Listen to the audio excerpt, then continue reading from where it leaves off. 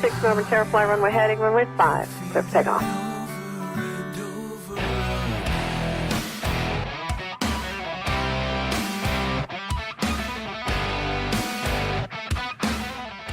From Psychic Sundays to ET Contact and everything in between, this is Spaced Out Sunday's Cosmic Passport with host Elizabeth Anglin.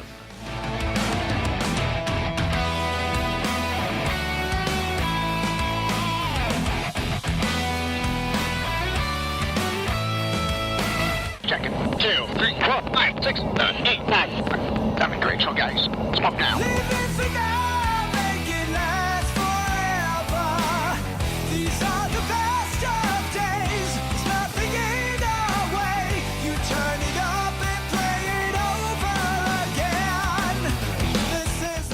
You can connect with Elizabeth on Skype at 505-908-9558 and Spirit for Peace. Follow Liz on Twitter at Elizabeth Anglin and hashtag SpacedOutRadio. And you can connect with us on the web at spacedoutradio.com. I feel the need for speed. You feel it over and over again. We take you higher and higher and higher. You feel it over and over again. Chillers, cool now. Smoke off now. This is the love we've been forgetting. Chillers, ready to load out. Contact. Easing up. Chillers, cool now.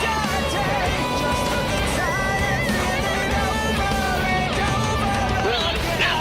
One left. Don't look much like Los Angeles to me. I knew I should have taken that left turn at Albuquerque. Now taking you on a spiritual journey from the desert of New Mexico this Sunday night, here's Spaced Out Sunday's Cosmic Passport with Elizabeth Anglin. Chillers, ready to take your class. Contact. Chillers, turn now.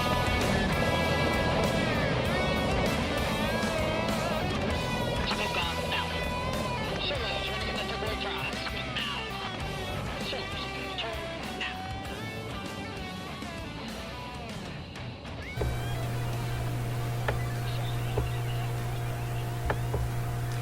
Hey, good evening, everyone. Welcome to Cosmic Passport on Spaced Out Radio. This is your Sunday night, January 7th, and I am your host, Elizabeth Anglin, coming to you live in the Cosmic Cruise Mobile from the stormy, windy, wild, and wonderful desert Southwest, where we might actually get snow. And I know the rest of you in the world are saying we might actually get snow. Yeah, we've been waiting for it. We haven't had anything, and it hasn't really even been that cold. So, sorry, you guys, not that I'm trying to rub it in, not much, but we might get snow. It's exciting, finally, some snow.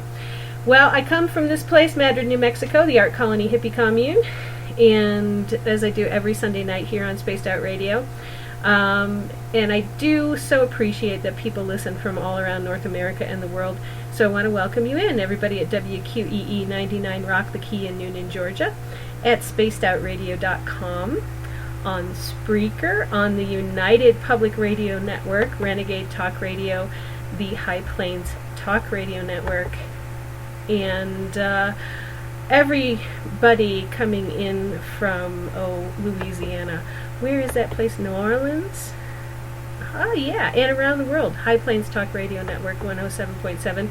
And don't forget the Fringe.fm. Thank you guys for listening. Thanks also to our guitar god, Ron Bumblefoot THAL, formerly of Guns N' Roses, currently of Art of Anarchy. He creates the music that makes our Spaced Out Radio show rock, and we love him for it. Thank you, Ron. If you are a Twitter bug, you can check us out on Twitter at Spaced Out Radio. Give our Facebook page a like on Spaced Out Radio Show. Oh no, Spaced Out Radio, not Spaced Out Radio Show. Just go to Spaced Out Radio. I'm going to say it a lot so you can remember it. Spaced Out Radio. Don't forget. On Facebook, you can follow me at Cosmic Passport with Elizabeth Anglin. Subscribe to our YouTube channel, Spaced Out Radio Show. Spaced Out Radio again. Tune us in on TuneIn. Download our shows from iTunes. We're also on radioguide.fm, TalkStream Live, and on Stitcher. And of course, our website is spacedoutradio.com. If you go to patreon.com, we have some cool offers for you, our listeners, there as well. Make sure you check those out because they're cool.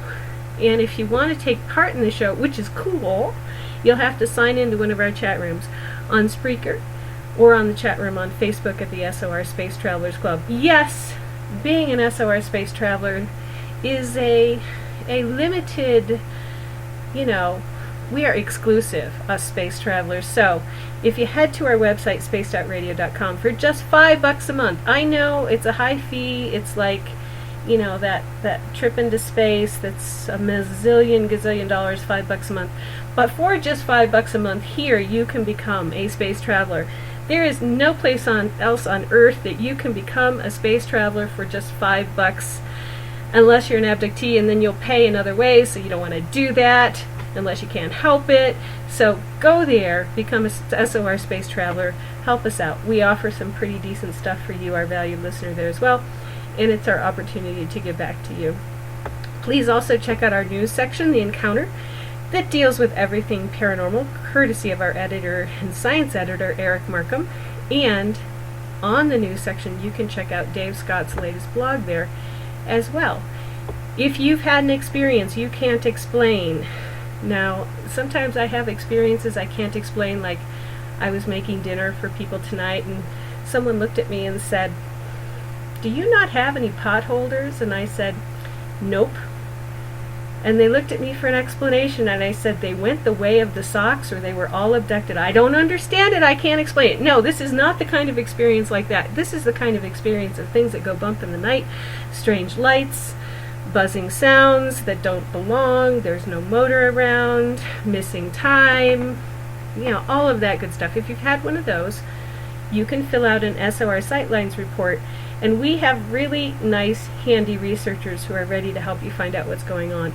So don't be afraid to fill out an SOR Spaced Out Radio Sightlines report, and we will get someone to get in touch with you to help you out with that, because we are experiencers here who are about helping experiencers.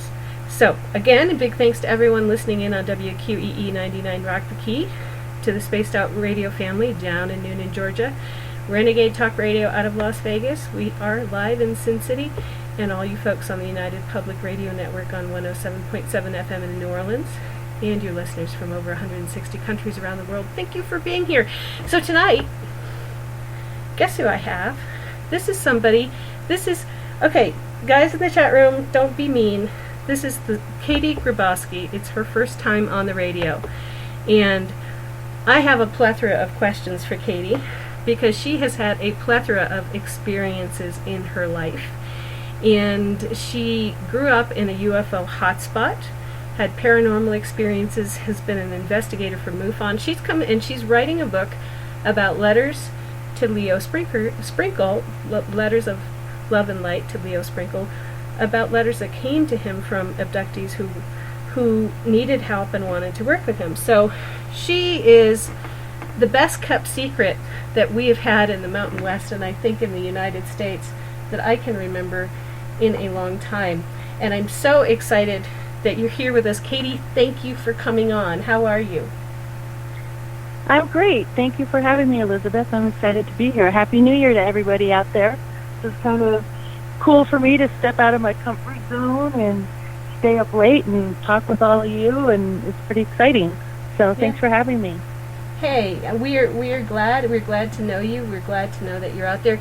You've been helping people with a Colorado meetup group. Tell us about your meetup group. Well, actually, it kind of sprung from, I joined Colorado Mufon, or International Mufon, back in 2012, and as probably a lot of your listeners know, Mufon is a very scientific-based organization, and I had another side of me. I have my scientific side, and then I had the side that was seeking the spiritual, paranormal, kind of ancient alien kind of side of ufology, and there just wasn't that kind of a group out here in Colorado. So I started a second group as the UFO Colorado Connections group that kind of touched on all those different topics. So it's been kind of nice having both the scientific side and the spiritual side, kind of bridge those two together, because I think they're connected for sure. Yeah, and that's wonderful. That's a wonderful service for people. I think, and from what I've heard talking to people and looking at things in the chat room or in listening to responses, is, you know, we experiencers oftentimes will have a somewhat skeptical view of Mufon because they are so nuts and bolts. Not nutty, just nuts and bolts. And there was a time period, and even I've been, you know, bridged some of this time period. I went on the Mufon Facebook page a couple of years back, and they were making fun of women who had been abducted and had said they had hybrid babies. Well, you know, I worked with John Mack. I'm one of those women. I'd been on this group with these people for a while. I thought I knew them, and all of a sudden they're just trashing me. It's, you know, they don't mean it personally because they don't know that this has happened to me. And so I finally come out, and it causes a whole brouhaha. And what I found when I did come out was that some really wanted to argue about it. Some really wanted to, you know, and they didn't want to hear it. They couldn't go there. But by the time it was all done, they actually were, like, by and large, everybody on that list was a good person, and they were willing to go, okay, well, if that's your experience, that's your experience. And I made really good friends out of them, and they're still friends on my Facebook page, you know. So, well, unfortunately, I'm sorry that happened to you, and it's kind of interesting because I've kind of, you know, through the years have kind of heard stories through Mufon and horror stories and people who have experienced some not so good things, and I've just had to come to a place for myself where, for me, it's been nothing but good experiences. I've never had a bad experience with them. I've met wonderful people, especially here. And I don't like to brag, but I think Colorado has one of the best teams in the country. And I really think they're coming around and starting to get a more open mind and an open view. Now they have the Experiencer group. They also, you know, like the symposium this year with Corey Good and the Secret Space Program. And I think, you know, we had some people that were pretty shocked that Mufon kind of went out of the box and went that route. So it was a really interesting symposium this year, and I just think they're trying to bridge that gap a little bit more, and I can only go by my own personal experiences, and everybody that I've come across has been very open-minded when it comes to that. So, you know, I'm glad they're kind of bridging that gap a little bit. Yeah, you know, and they've been good to me. People by and large at Mufon have been good. So I think we can say, hey, you don't need to run screaming from Mufon per se. No, please don't, all of you out there. Yeah, and Katie has a lot of experience with Mufon. So, but you went to Mufon because you had experiences on a ranch when you were young. And which one do you want to talk about first? It's first the experience. I'd love to hear about your experiences when you were young. Before. Okay. Yeah. Yeah. Absolutely. So I'm sure a lot of your listeners out there have heard of the Skinwalker Ranch in Utah. Well, to make a long story short, kind of, I had experiences out in Kiowa, Colorado. It's a rural town. It's out in Douglas County. It's about 30 minutes east of Denver. And this was back in the 70s, from 75 to 78. And I hate to give away my age, but I was about between 9 and 12 years old when all this happened. And I went there on the weekends. The story goes, my mom had friends that lived out on the ranch full time, and their sons wanted to go to the school district that I attended. So during the week, the sons lived with us, and on the weekends, we'd drive out and stay on the ranch. Now, back in the 70s, there were a lot of cattle mutilations out in Elbert County, well, all across Colorado for that matter. So started with cattle mutilations. There were whisperings, and the adults in my life, they didn't like talking about this in front of the kids. So I was a young girl, and I was just kind of, I knew, you know, there was investigators involved and police involved, and the adults would talk about all these strange things happening out on the ranch. And they talked about these creatures called white fuzzies. And what they were Bigfoot creatures, but they were gray. And they called them white fuzzies. So there were these creatures that were seen out there. There was a lot of paranormal activity in the house. In fact, when I'd go there on the weekends and stay the night out there, you know, that feeling you get when you are in a house that's active. You know, it's just that heavy, something's not right kind of feeling. It was definitely there. My sister and I have an older sister actually who's in radio out here in Colorado, and her and I were tossing the frisbee around. It was a spring day in Colorado. It's got wet, heavy snow, and we looked down on the ground, and we noticed this perfect circle on the ground where the snow had melted. Matter of fact, it was just dirt. Nothing grew there, so we're like, that's really strange. One night we were up in the bedroom, and the radio just started going crazy, and this big, bright white light came through the window. So that was another experience we had there. Like I said, the cattle mutilations, those white fuzzies. And so it was like these kind of scattered memories of these things occurring. And, of course, as I grew up and graduated and got married and had children and went to college and, you know, your life, you just kind of go on with your life and you kind of forget about these things. Well, you know, once my kids were grown, I kind of revisited all that. And I was like, did all this really happen? And started watching, you know, was really into the ghost hunters and the paranormal and, you know, ancient aliens and all these shows, and found out about Mufon and Mufon. And through all this, you know, as one does, you start reading a lot of books. And I picked up the book by George Knapp, Hunt for the Skinwalker. And I was really surprised when I got to a chapter called Other Hotspots and started reading about this ranch in Colorado. Lo and behold, I find out it's my family's ranch.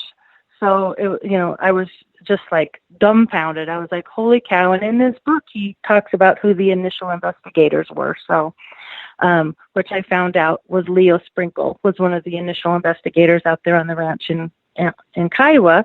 So quickly learned he lived not too far from me in Laramie, Wyoming. And I quickly drove out there and pulled all the files from the ranch, and sure enough, yes, all this happened. And so it's been quite an experience and quite a journey for me. It's been a very personal journey, this whole ufology road that I've been down. So, okay, so the gray Bigfoot that are called what are they called? The warm fuzzies, the white fluffies. They called them white fuzzies, and I don't know if they just called them that because I was a little kid, you know. Uh-huh. But they were described as like Bigfoot, but they were gray. So, okay. But that's what they called them when I was little. So. Did you ever see those? Because I used to live in Colorado, and I had a Bigfoot look through my window, and I had some other things happen. But did you see them? I did not, but my older sister did, because she went to the Kiowa prom with one of the sons, and after prom they went out, you know, on the land, and she saw a white fuzzy. So I also have a cabin up in Bailey, Colorado, which is kind of a Bigfoot hotspot right now. They have the Bigfoot museum up there and everything. And, you know, for the longest time I didn't have an experience, but I had one this spring. So we can talk about that if you want to. Yes. We you know, it's so many experiencers have multiple types of experiences. It's like, you know, you see a UFO and then you see a ghost and then you see Bigfoot. So yeah, what happened? Right. Yeah, absolutely. Yeah, so it was getting dusk, and I was up there actually by myself waiting for my husband and my daughter to come down. And, you know, I have the string of lights out back, and I was feeling kind of, you know, brave. I'm going to just sit out here in the dark by myself. And all of a sudden, at the front of the cabin, I hear these just almost like large tree branches break. And I'm like, oh my gosh, that's weird. What is that? I'm starting to get a little uneasy. So I go inside and wait for my husband and my daughter to get there. We go back outside, and I was telling them, wow, I heard these branches break. All of a sudden we smell the smell like I've never smelled before in my life. I mean, it really, I can't even describe it. It smelled like a dead body or a carcass or something. And the strange thing about it is the smell moved, right? So it was like, you know, back by the wood pile, and then it moved over by the barbecue grill. And what's interesting about it is we had just that weekend put in a large, like, water fountain type thing. So there was the sound of the running water that wasn't there before. So I don't know if maybe the creature was interested in this water feature that we had just put in. But the smell moved. And the next day I got up and I'm, looking for, dead deer or a dead animal. There was nothing. I'm looking for footprints. I'm looking for hair. I'm doing all that stuff. I didn't find anything. But definitely it was strange just how the smell moved and the wood, the tree breakage and the fact that we had just put in that water feature. So kind of changed my mind. I actually went down to the Bigfoot Museum there in Bailey, and I'm like, I need to put a pin in your map. I had an experience and found out that 2 neighbors down had a similar experience just the spring before. So it's kind of interesting. Wow, that's very, very cool. Yeah. Have you met other people since then who have had experiences with Bigfoot, or is this your, just a thing that you? I hear people from I just hear people from time to time. We'll talk about it. I actually was talking to somebody who worked at the fire department up there in Bailey, and he said they actually have seen or had a few sightings behind the fire station up there. So it's interesting. Yeah. Have you ever met Chuck? And I'm sorry. Oh, Chuck Zukowski? Yeah, have you ever met Chuck or Joe Fex, or both, in tandem, together? I haven't, but no, I haven't met them, but I've met friends of theirs, because I've had other people say, have you met Chuck yet? So, hey, Chuck, if you're out there, I do need to introduce myself to you, but no, I haven't met him yet. So he's a great guy. I was up in the western part of Colorado, and Chuck Zukowski and Joe Fex came out at a likely time of year for the Bigfoot family that was hanging around our ranch out there, and they were just great. So, and they're not too far away. I mean, they had to drive really far, but for you, they don't have to. I really suggest that you get to know Chuck, because he's a really great guy, and Joe is a great guy too. In fact, Joe, I want to thank you because you gave me a bunch of Fate mags that I didn't know what you were giving me. So thank you, Joe, because I was too much of a moron to know. But yeah, if you get a chance, meet them. All right, so you had Bigfoot on the Kiowa Ranch. Did you have orbs? What else did you have? Yeah, so back to the Kiowa Ranch. So as I pulled the files and read all the reports from the people who actually lived on the ranch, what was my mom's friends, I don't want to say their names just to protect their identities, because I did use pseudonyms in the book, but they experienced actual beings and craft and a lot of really interesting things. If you read the book, it talks more in depth about it. They actually had sort of like these dog creatures real similar to Skinwalker Ranch as well. But what's really fascinating to me, when I pulled the files from the archives in Laramie, there were sketches that were drawn of these beings that were seen in the craft, as well as the Bigfoot creature, okay? And so later, I'm the guest speaker coordinator for Colorado Mufon, and we had a wonderful guest come speak with us. And they had a ranch in the 70s out in Castle Rock, Colorado, which is not very far away. His name is Sean Bartok. Well, he presented for Colorado Mufon, and as he's talking about his book, in the book he has these pictures of these creatures that he saw in the 70s in Castle Rock, and I was floored, and I wish I could show the audience. I'm a very visual person, but these were not your typical gray aliens that you typically see everywhere. So they were very unique. Their faces kind of looked, they still had the larger eyes, but they almost had like an old man wrinkled appearance to them. And they had these tubes that came out from like the backs of like their back and connected to their heads. And I had never seen anything like that before when I saw the sketches from Kiowa. And when Sean Bartok showed me those sketches of something very similar in his book, I could not believe the similarities. And to me, it was really compelling because it's something so unusual, and it was around the same time period and the same location. So that was really surprising to me. Oh, wow. So I had I mean, what's interesting, I'm trying to think of the time period. I met Dave Weeder and the Allagash guys, the guys who were abducted in the Allagash. And Dave was, no, Jim, not Dave. But it was actually two brothers and another guy that I know. But Jim had made these pictures of something similar to what you're saying about saying that they were not like your typical grays. And that really struck me. And I think it was back in that time period, because this time period for Kiowa Ranch was the late 70s, right? 75, 76. Yep. 70. So, and I think their experience was in a similar time period.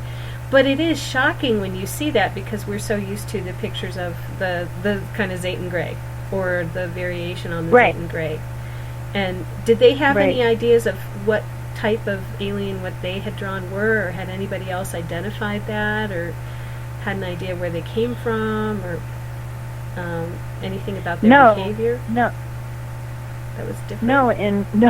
No. In fact, that's kind of what keeps me going every day, because it's just, it's those unusual connections that you can make that really compel me to keep moving forward and keep searching for similarities. And when I started reading all these letters from people all over the world that had written to Leo Sprinkle about their experiences, that's why in a dream I sometimes get a lot of ideas. I lucid dream a lot, and I'll get these ideas in a dream, and then it was like, oh, write this book, Letters of Love and Light, because for me, it's, I don't talk about my personal story in there, but what that book is about for me is connecting the dots from everybody around the world and pulling these letters. And I've been down at the archive so many times now, and I'm reading through all these letters, and I'm just trying to pull all the similarities that I can from people all around the world, and I'm putting them in chapters and books. So like one of the chapters is ET descriptions, right? And it's so fun for me to just read everybody's, experiences with these beings. And I guess, these particular beings that they look like little old men with big eyes with wrinkles around their lips, and the tubes coming out, and I'm just seeking for that. And if I could give a plug for Sean's book, it's called Flashbacks, if anybody's interested in reading it, by Sean Bartok. It's actually a pretty compelling book. But, I don't know where they're from. Yeah. And when you started to get into, you haven't seen anything similar? I'm sorry, I was a little distracted. Did you say you saw anything similar in Leo Sprinkle's letters, or no? No, I didn't. Not with the tubes and everything. Wow. Nope, not yet, but I'm still looking. Yeah. Wow. So it's a true mystery. Like, it's a mystery on top of an enigma on top of another mystery. It's great. Right. Wow. So cool. Yeah. It's All a right. plethora of mysteries. Yes, there you go. Thank you. All right. So, for you growing up, were you scared when you lived out there, or did you have any experiences that you found frightening or anything? Well, that's another area that I'm really interested in.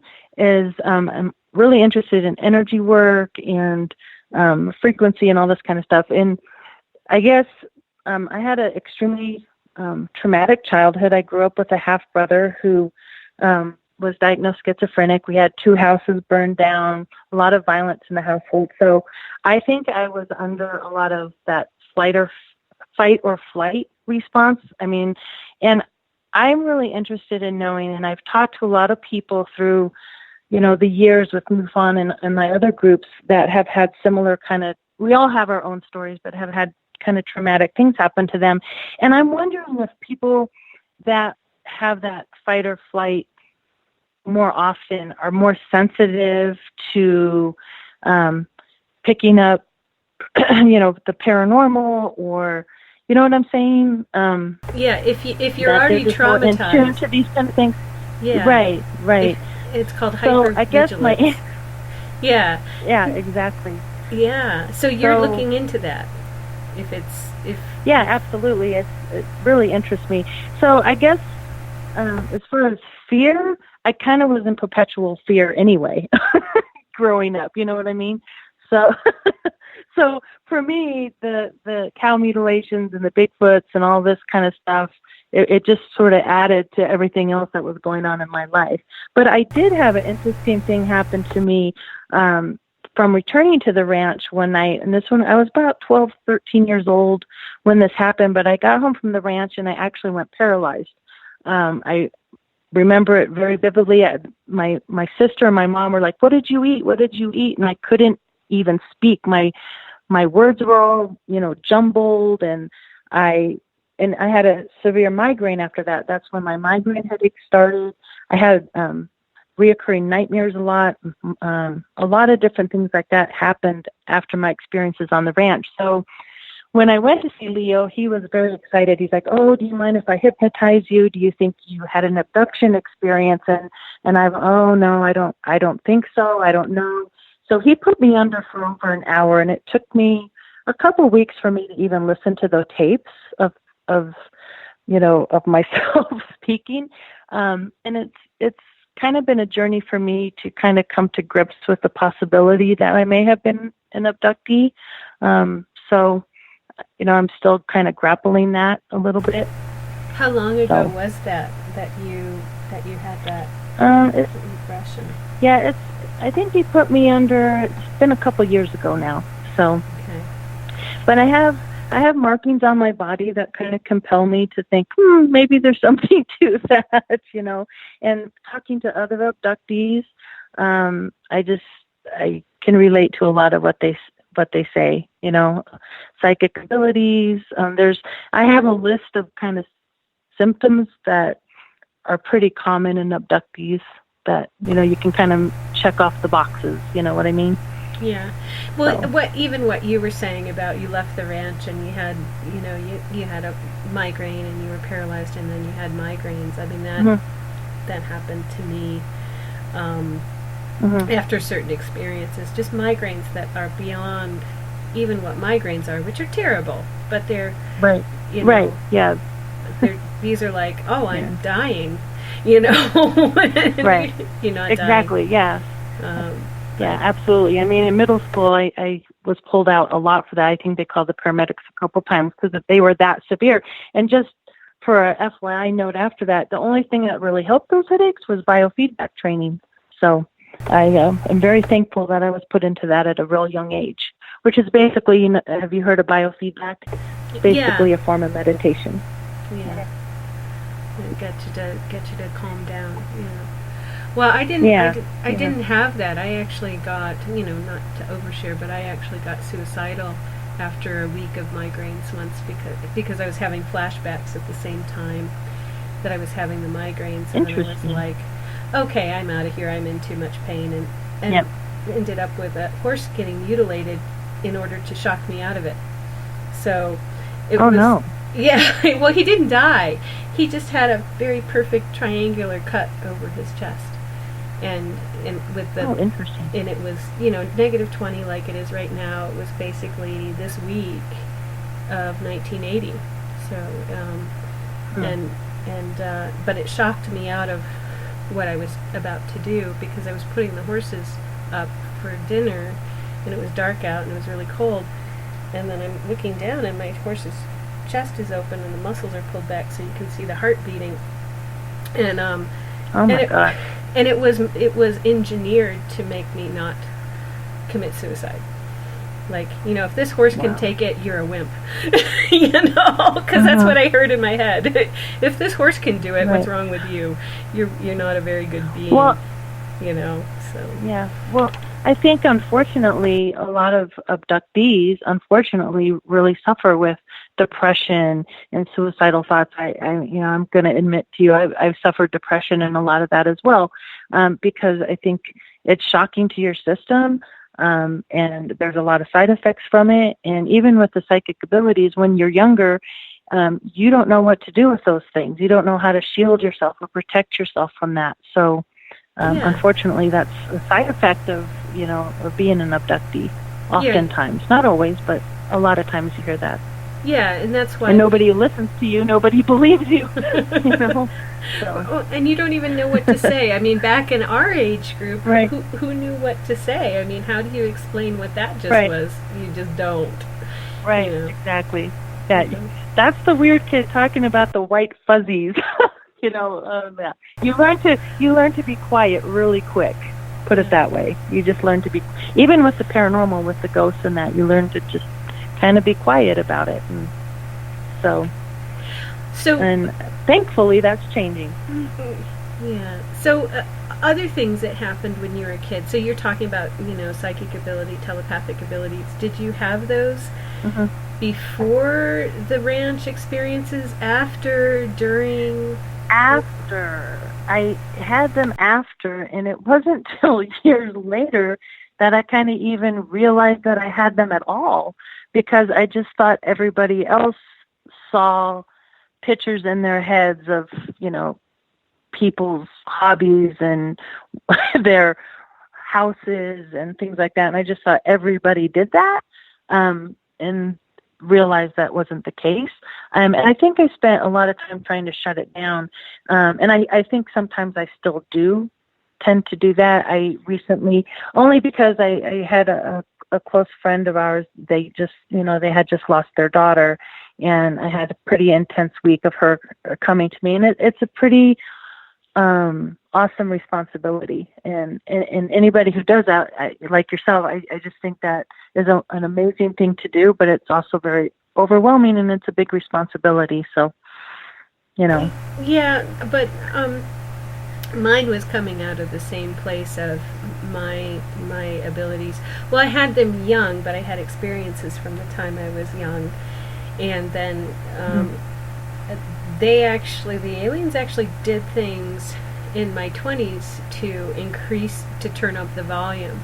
And I think they did it because I was working with John Mack, and he was interested in consciousness. And so, if you put something, and it might have been in my line of work, there's also a thing about, we pick our lives, we pick what we're learning here. So this was part of my lesson, but they did some things. So we'd go into regression, and I would have them doing something that would make me see through walls for a week. And so I'm walking around, going to work, going to school, seeing through walls, seeing through different dimensions, seeing other beings in other dimensions while I'm getting on the subway. No, and some people will say this to say, oh, the aliens made me special.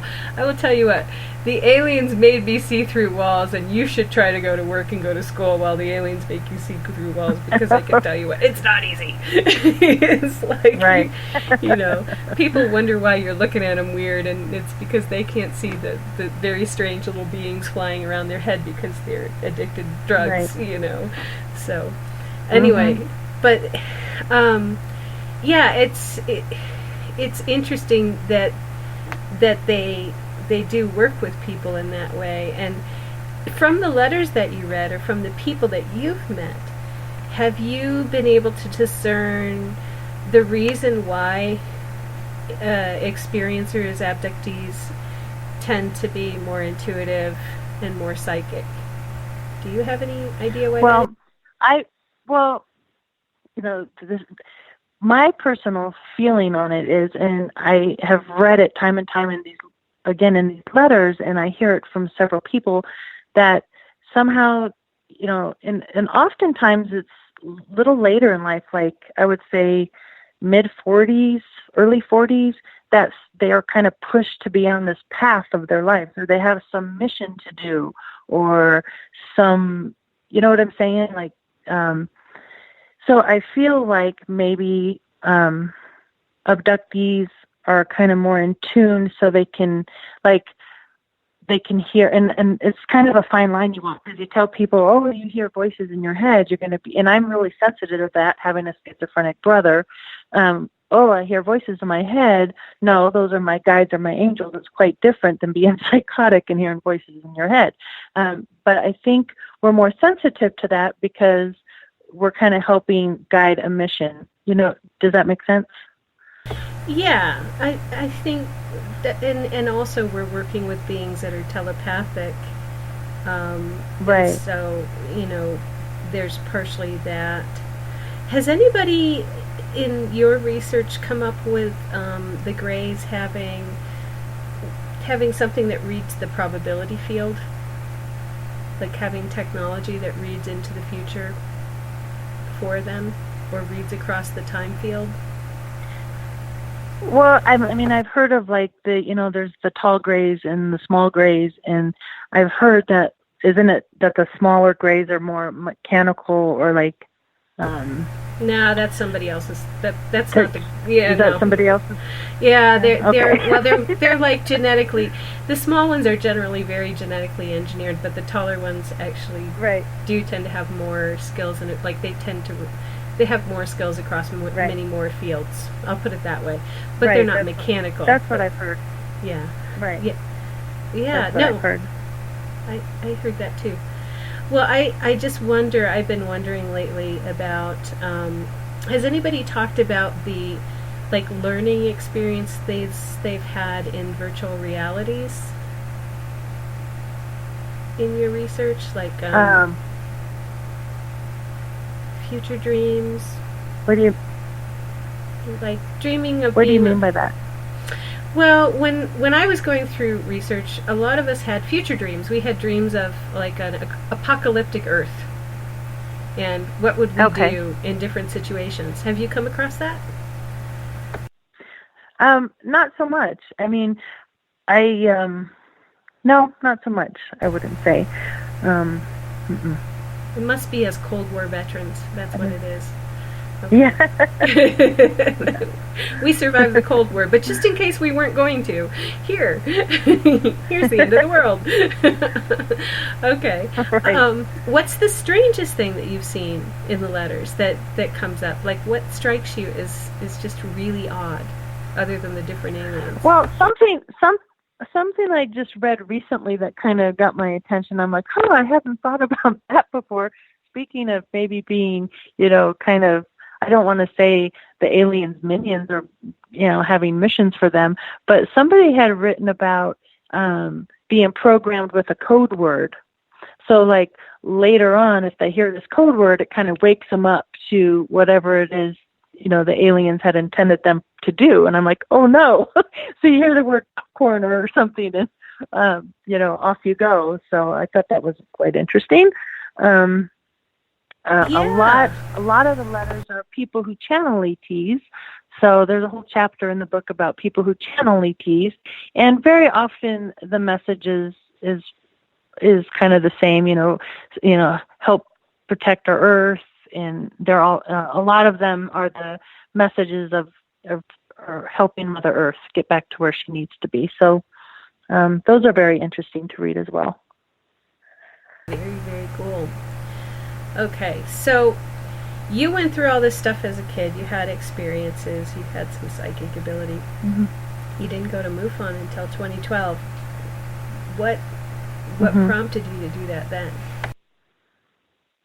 Well, before that, I was really into the ghost hunting and the paranormal and all that stuff.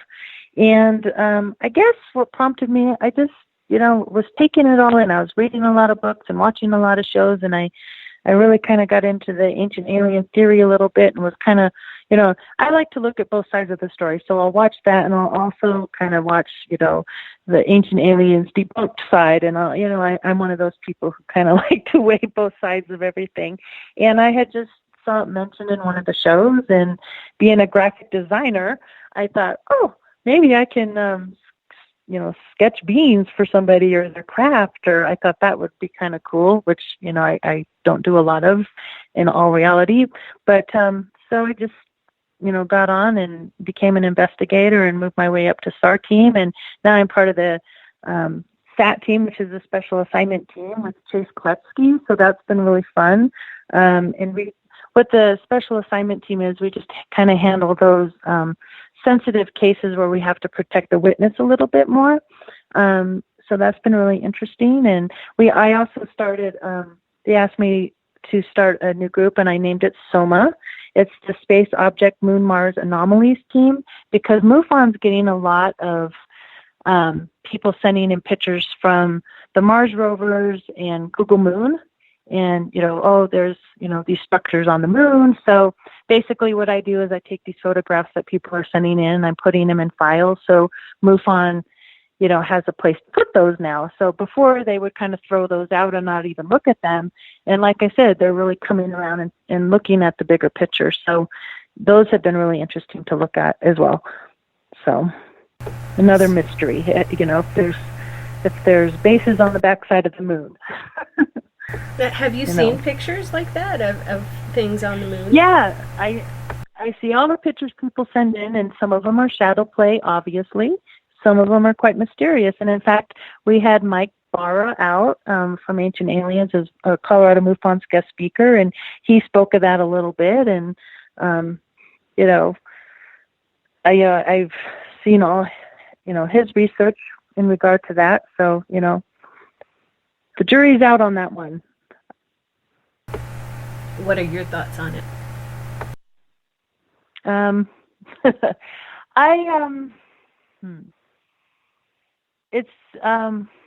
I guess I think it's possible. I'm not one to go off and say it's, the moon is another Death Star, but I suppose it's possible. Same with life on Mars. I mean, I don't know how many of the listeners out there, I kind of follow the Corey Good, David Wilcock stuff, and a lot of that, just like some of the speakers that were at the symposium, it's hard to take in, but I'm very open-minded. So I'm not one to say, oh, that's impossible. And actually, when it comes to the Corey Good stuff, I've had some more personal experiences that kind of ties into his. I joined the Denver Psychic Development Group here years ago, actually, before I even joined MUFON, and we did a past life regression, and we did a meet your spirit guides. And when I did the meditation to meet my spirit guides were these like tall blue aliens. And at that time, I had never heard of anybody else seeing these blue aliens before, right?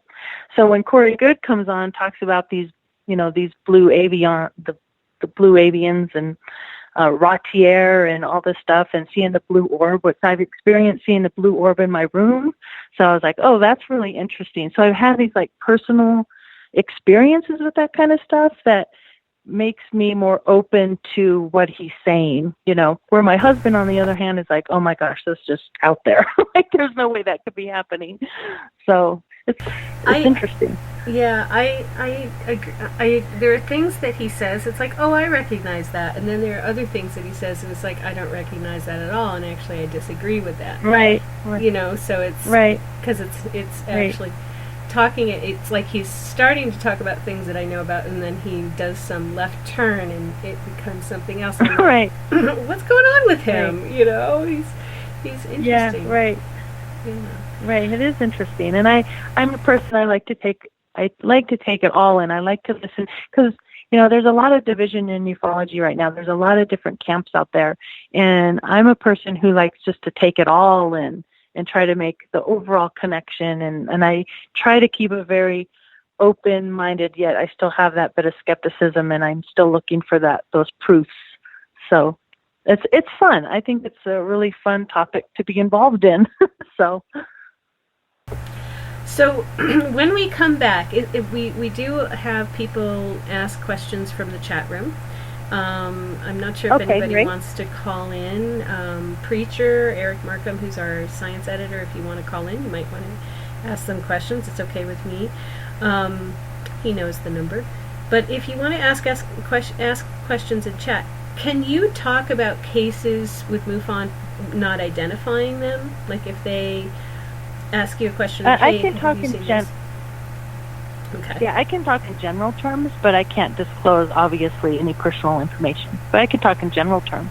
Okay, good. Or, if somebody says, have you ever seen this, or what do you think about that? Okay, good to know. Absolutely. All right. What do you think about the disclosure information that came out in the New York Times, or apparent disclosure information, and the video that was along with that? It was old footage, but what did you think about that video, having seen lots of video? Are you talking about Tom DeLonge and To the Stars? Well, I'm not talking about it because I actually know Ralph Blumenthal, and I knew Ralph Blumenthal before Tom DeLonge was even a thing, and Ralph and I had been talking for a while about him doing a UFO-based piece in the New York Times, and he said it would have to be no less than the DOD coming out or one of the government coming out and saying they were studying aliens, and so, or UFOs. And that happened. Like, he actually got letters from the DOD. Now, and everybody else is yelling about Tom DeLonge because it's, I guess, Luis Elizondo is his guy or whatever. But I think it was a convergence of events myself. But I'm thinking just about the footage that they put along with it. And, you know, that the F-18 pilots saw, quote-unquote, the UFOs. Did you see that footage? I did. I did see the footage. There's two different videos that came out. One's more compelling to me than the other. I know there's different camps and different views about those footage that came out. Some people think they were ours. One to me appears to be possibly could be ours. The other one, though, if you watch it, the slow-mo, it does appear to move and behave in ways that, you know, our craft cannot do. So I think, quite personally, I think they're pretty compelling, especially the one that shows it kind of, you've seen them, right? There's the one where the craft, it goes like to the left, to the right. To me, that one's the more compelling. Yeah. So I think they're pretty compelling, and more than anything, what I'm excited about is seeing, you know, CNN and Fox and these different networks actually kind of talk about ufology and UFOs in a non-joking kind of way. I think that in of itself is a big push forward for ufology in general, and just, you know, for the public to kind of start thinking a little differently about it. So that's what's exciting to me about it. I agree with you on that. I think that getting something in the mainstream and getting the government to admit to, hey, you know, it used to be they would just deny and say, oh, that can't possibly happen, and they'd bring out Oberg, and Oberg would say, it can't possibly happen, and those of us who have experiences, we're just sort of left out in the cold going, but it did, and it does, and the fact that they're even studying it, and then they're willing to say that they're studying it, it opens a door, and putting it in the mainstream puts it in the mainstream. Do you have any opinions about... Absolutely. About Tom DeLonge and To the Stars? I'm sort of withholding judgment. I've been like, okay, well, let's see what you do, you know. Do you have any opinions about that? Yeah, I'm kind of there with you. I'm just kind of I'm waiting to see, you know, what happens. I kind of follow him on Facebook a little bit, and I just kind of read his posts, and I read what other people are saying. And what's interesting to me is he will not really respond to the negative. And to me, that's kind of compelling, because I'm thinking, well, if you're not going to be so defensive and have that defensive stance, that means that you're comfortable in the knowledge that you have. So I think that's kind of an interesting way to look at maybe what the knowledge that he has. So I'm kind of the wait and see kind of thing as well. So he might actually have the backbone to do this, because it does kind of take a backbone, you know, to not... Yeah, that's what I mean by that. Yeah, that's what I mean by that. He's kind of just taken the punches and has a backbone. And to me, somebody who does that has confidence in what they know. It's like, okay, you guys can punch me all you want, and yet...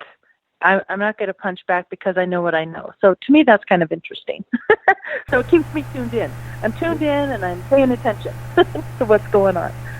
That's a good thing. I did not know that. I've just kind of been like, I've been coming at it from the other angle, because I've known Ralph and worked on and helping him with information for a book he's working on, and he's helped me, and so I wasn't even thinking about Tom DeLonge when this all came out. And I got Dave Scott, who runs our other shows the rest of the week, we got into an argument, because I'm like, who the crap is Tom DeLonge?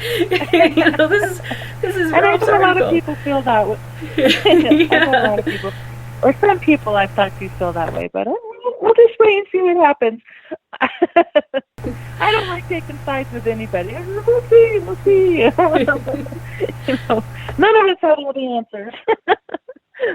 So, what do you think about the idea that, because he is kind of positing that aliens are bad and we should develop a military response? Do you think that's true, or? I've always been one to say that I don't think any race of any beings are all good or all bad. Just like the human race, we're all good and we all have good and we all have bad.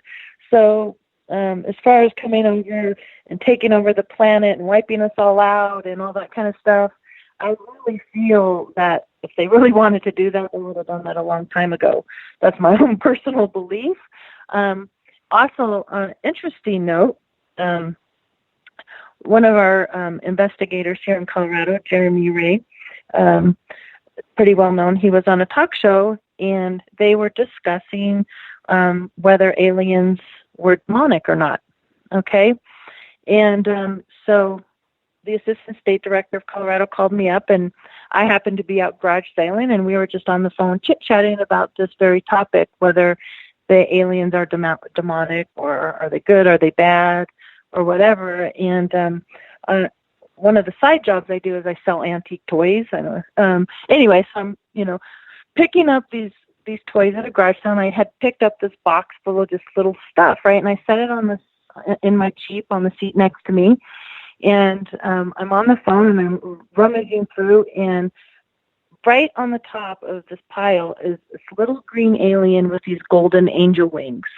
Oh, so cute. And the timing of it, I've never seen anything like it before, and the timing of it was, like, amazing. I was like, okay, there's, so, I'm of the belief that, no, they're not evil. Yeah. Okay, I'm going to say, I've had abductees, okay.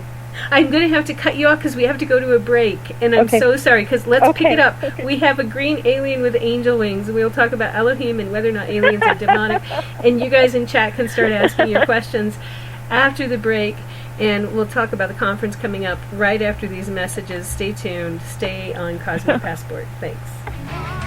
Hey, space travelers, it's Joe Roop, your host of Spaced Out Saturdays. Come join me as we explore the realms of the paranormal, the esoteric, and everything in between every Saturday night at 9 p.m. Pacific, midnight Eastern. You know the truth is out there. Don't get caught sleepwalking. Come join Spaced Out Saturdays. That's every Saturday night, 9 p.m. Pacific, midnight Eastern, right here on spacedoutradio.com. 365 days a year, we're in the field, investigating UFO sightings, talking to alien abductees, and visiting secret military locations like Area 51. We're UFO Seekers, official partner of Spaced Out Radio. Follow our daily search for the truth at ufoseekers.com or like us on social media. Catch us on Spaced Out Radio every third Monday of the month as we discuss Area 51, UFOs, and more. And also, don't forget to subscribe to us on YouTube.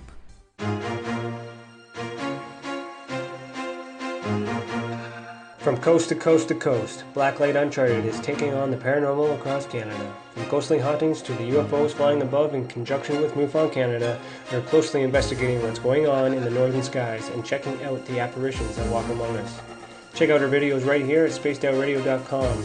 We want to know your thoughts, we want to hear your experiences, and we want you to share your stories. The answers are out there, and we intend to find them. Would you like to become one of our space travelers? All you have to do is click on the Space Travelers icon at spacedoutradio.com. For only $5 a month, you can get access to some great prizes, as well as private monthly shows, newsletters, and a members-only section on our website. Become a space traveler today. It's paranormal news at its finest. Welcome to The Encounter. At spacedoutradio.com, The Encounter online is SOR's trusted news source for everything weird and strange going on around the world. This is news editor Eric Markham. Our team of journalists are scouring the planet for those strange stories that rarely make the mainstream. No fear-mongering or fake news here. Head over to spacedoutradio.com and encounter The Encounter. Want to learn more about aliens, cover-ups, conspiracies, cryptids, and the paranormal? All you have to do is tune in S4 as we take over Spaced Out Radio Night, starting at midnight Pacific, 3 a.m. Eastern, each and every Saturday night, right after Spaced Out Saturdays. Hi there, this is Eric Cooper from Forest Moon Paranormal. Join me, Corey Ruiz, and friends as we discuss the hot topics of the night. It's fun, entertaining, and as dark as the night. Find us at spacedoutradio.com.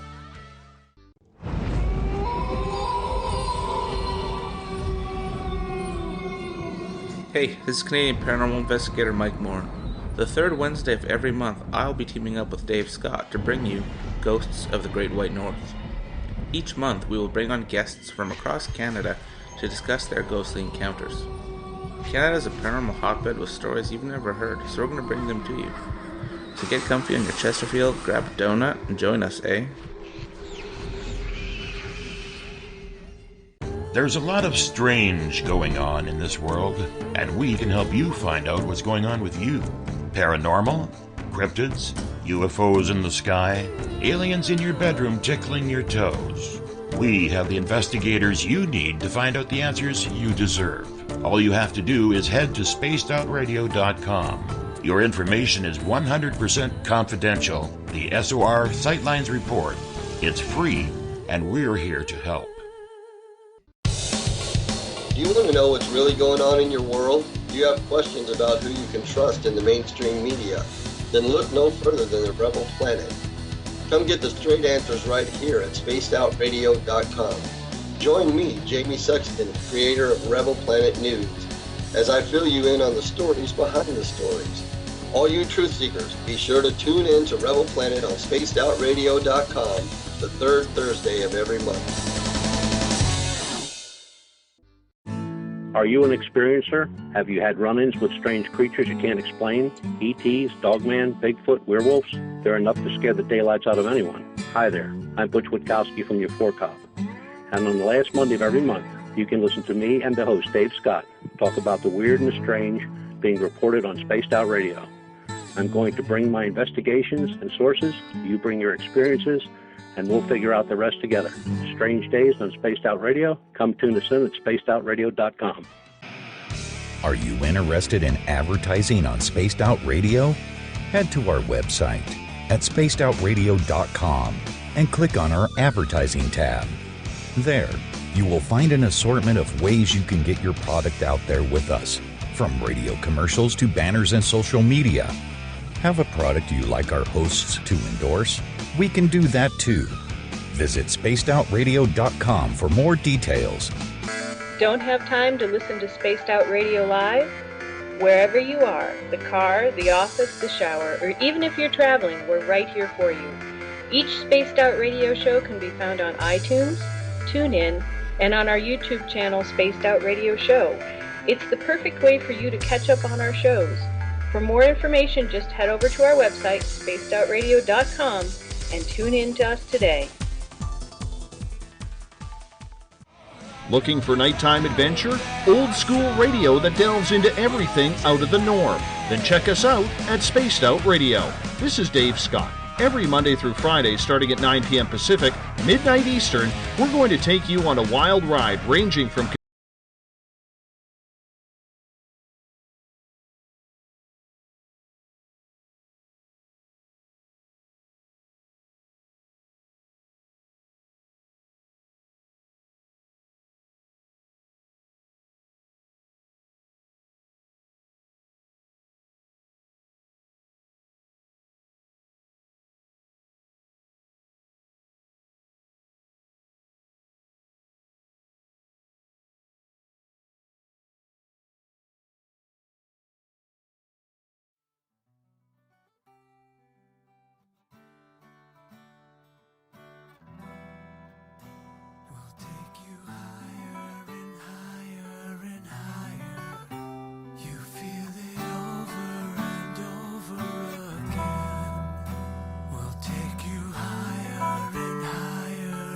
Over Terrafly runway heading runway 5. Clear for takeoff.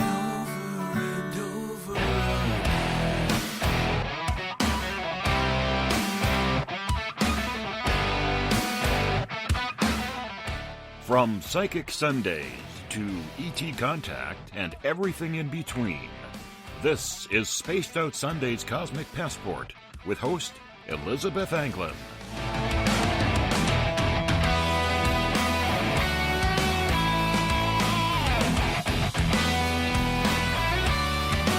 Key in Noonan, Georgia. Thank you. We are so glad you're here. Everybody on spacedoutradio.com, on Spreaker, on the United Public Radio Network, Renegade Talk Radio, the High Plains Talk Radio Network, and everybody on the Fringe.fm. Thank you. We are so glad you're here. We also want to thank Ron Bumblefoot Gall again of Guns N' Roses, currently of Art of Anarchy. He creates the music that makes our radio show rock. Spaced Out Radio rocks because of Ron. Thank you. And if you want, you can check us out on Twitter at Spaced Out Radio. Give our Facebook page a like at Spaced Out Radio Show. On Facebook, you can follow me at Cosmic Passport with Elizabeth Anglin. Subscribe to our YouTube channel, Spaced Out Radio Show. Tune us in on TuneIn. Download our shows from iTunes. We're also on RadioGuide.fm, TalkStream Live, and on Stitcher. And, of course, the website is spacedoutradio.com. So, everybody who came back, thank you for listening. We are here on Sunday nights. This is Elizabeth Anglin. The rest of the week, Dave Scott will be in with Spaced Out Radio proper. And on Saturday night, Joe Roop will be in with Spaced Out Weekend. Spaced Out Radio Saturday, not the weekend. So make sure you tune into those shows as well. Katie Griboski is here with me from Colorado. She's been working with Mufon. She's had experiences since she was a small child living on a UFO hotspot, a paranormal hotspot. She's been a paranormal investigator. She has a plethora of experience and understanding and wisdom. And man, I've never met somebody who can talk as fast as I can. So we're going to try to slow down here. I'm laughing because, yes, I did have dinner tonight with one of the original hippies who was on the Magic Bus with Timothy Leary. And I did not know this about this original hippie. He also studied with Zecharia Sitchin.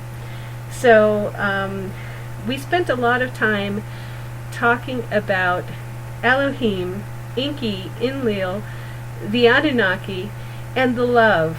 And the problem with human beings, and this is the whole hippie message, is that guess what? We are here to love. We are here to experience emotions. And apparently the universe keeps trying to get us human beings right. If you've ever read any of the Zecharia Sitchin stuff, which I actually haven't read that much, I met him in 1992 when I was still in my freaked out stage. So it didn't really occur to me to listen very closely because I was too freaked out. He gets into some stuff that over the years I've come across, and I had a long talk with an old hippie who is into the love about all of this tonight. And it was a long, slow talk, which is why I sort of rushed to start the show. But now we get to do a long talk with Katie Griboski, who can talk as fast as I can when I'm going fast. Katie, thank you so much for being here with us. I'm so glad that you're here. And we do have a question from the chat room, but I'm wondering if you have any more to say on the recent disclosure before we go into the questions. Well, like I said, I'm just excited to see it moving out in the mainstream and being taken more seriously than it has in the past. I think we ended, too, on the little green alien with the golden angel wings, speaking a hippie message of love. Yep. I was going to, I think before the break, I was going to mention that there's kind of, I hear from the abductees that have very fearful, terrifying experiences, and I hear from those who feel moved to make things better and have a more positive spin on it.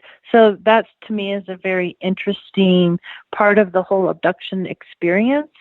And it makes me wonder if there aren't different objectives of these different ET beings that are abducting these people. So, yeah, I don't know. I mean, having gone through it, having been terrified and myself, and having moved through that to the other side, where now I don't consider myself an abductee. I don't have the same kinds of experiences. I changed my agreement, but I've kind of kept it to what is the job that I can do that will be for the highest good of all.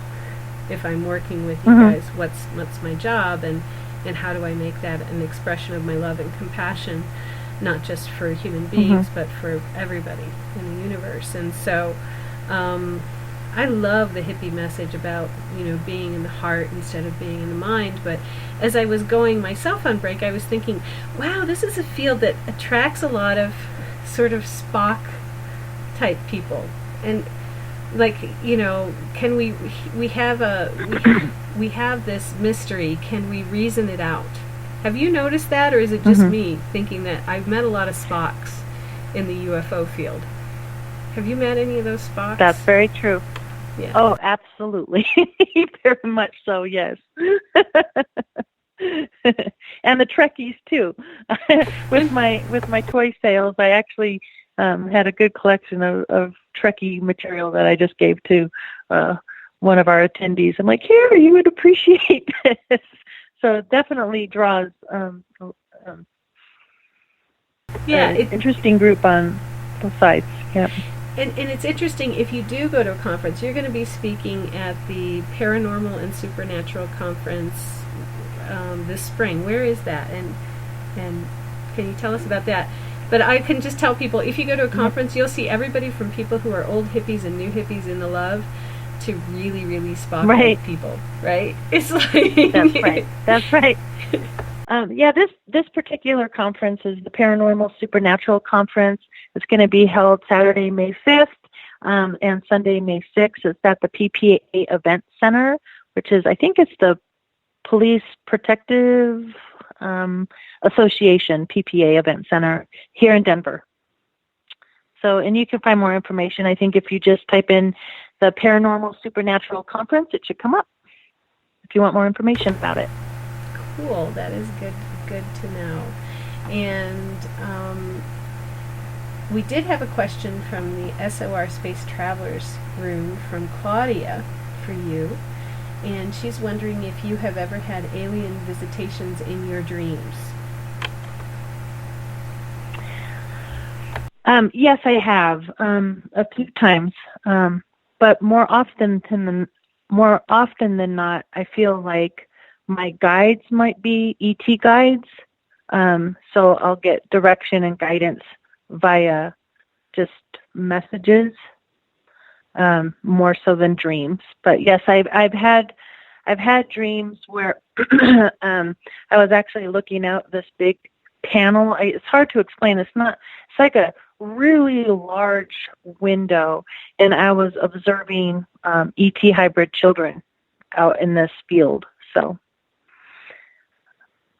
yeah, I have on occasion. All right, now I have to ask, what were they doing out in the field? Were they playing? Were they looking at the sky? Were they looking at the grass? What were they doing? They were playing, and they were actually, anytime I have ET type dreams, it's always like in the same place. It's these they're like white buildings. The water is the prettiest color water I've ever seen in my life. Like, the colors are very vivid, almost like, talk about hippie movement, almost like an LSD type trip. Like, everything's very vivid, and the women are like in these white angelic gowns. This is my dream. This isn't like a vision I had. I'm just in my dreams. This is what I see. So yeah, it's like the most beautiful place you can imagine. It's actually a really good dream to have. So yeah, it's a really pretty place. Very interesting. And right, you had said that, before you started doing anything with Mufon, you had done some psychic development, and you had met your guides, and they were like tall blue aliens, and and that's very different. Do you have any? I mean, this they is didn't just, have feathers though.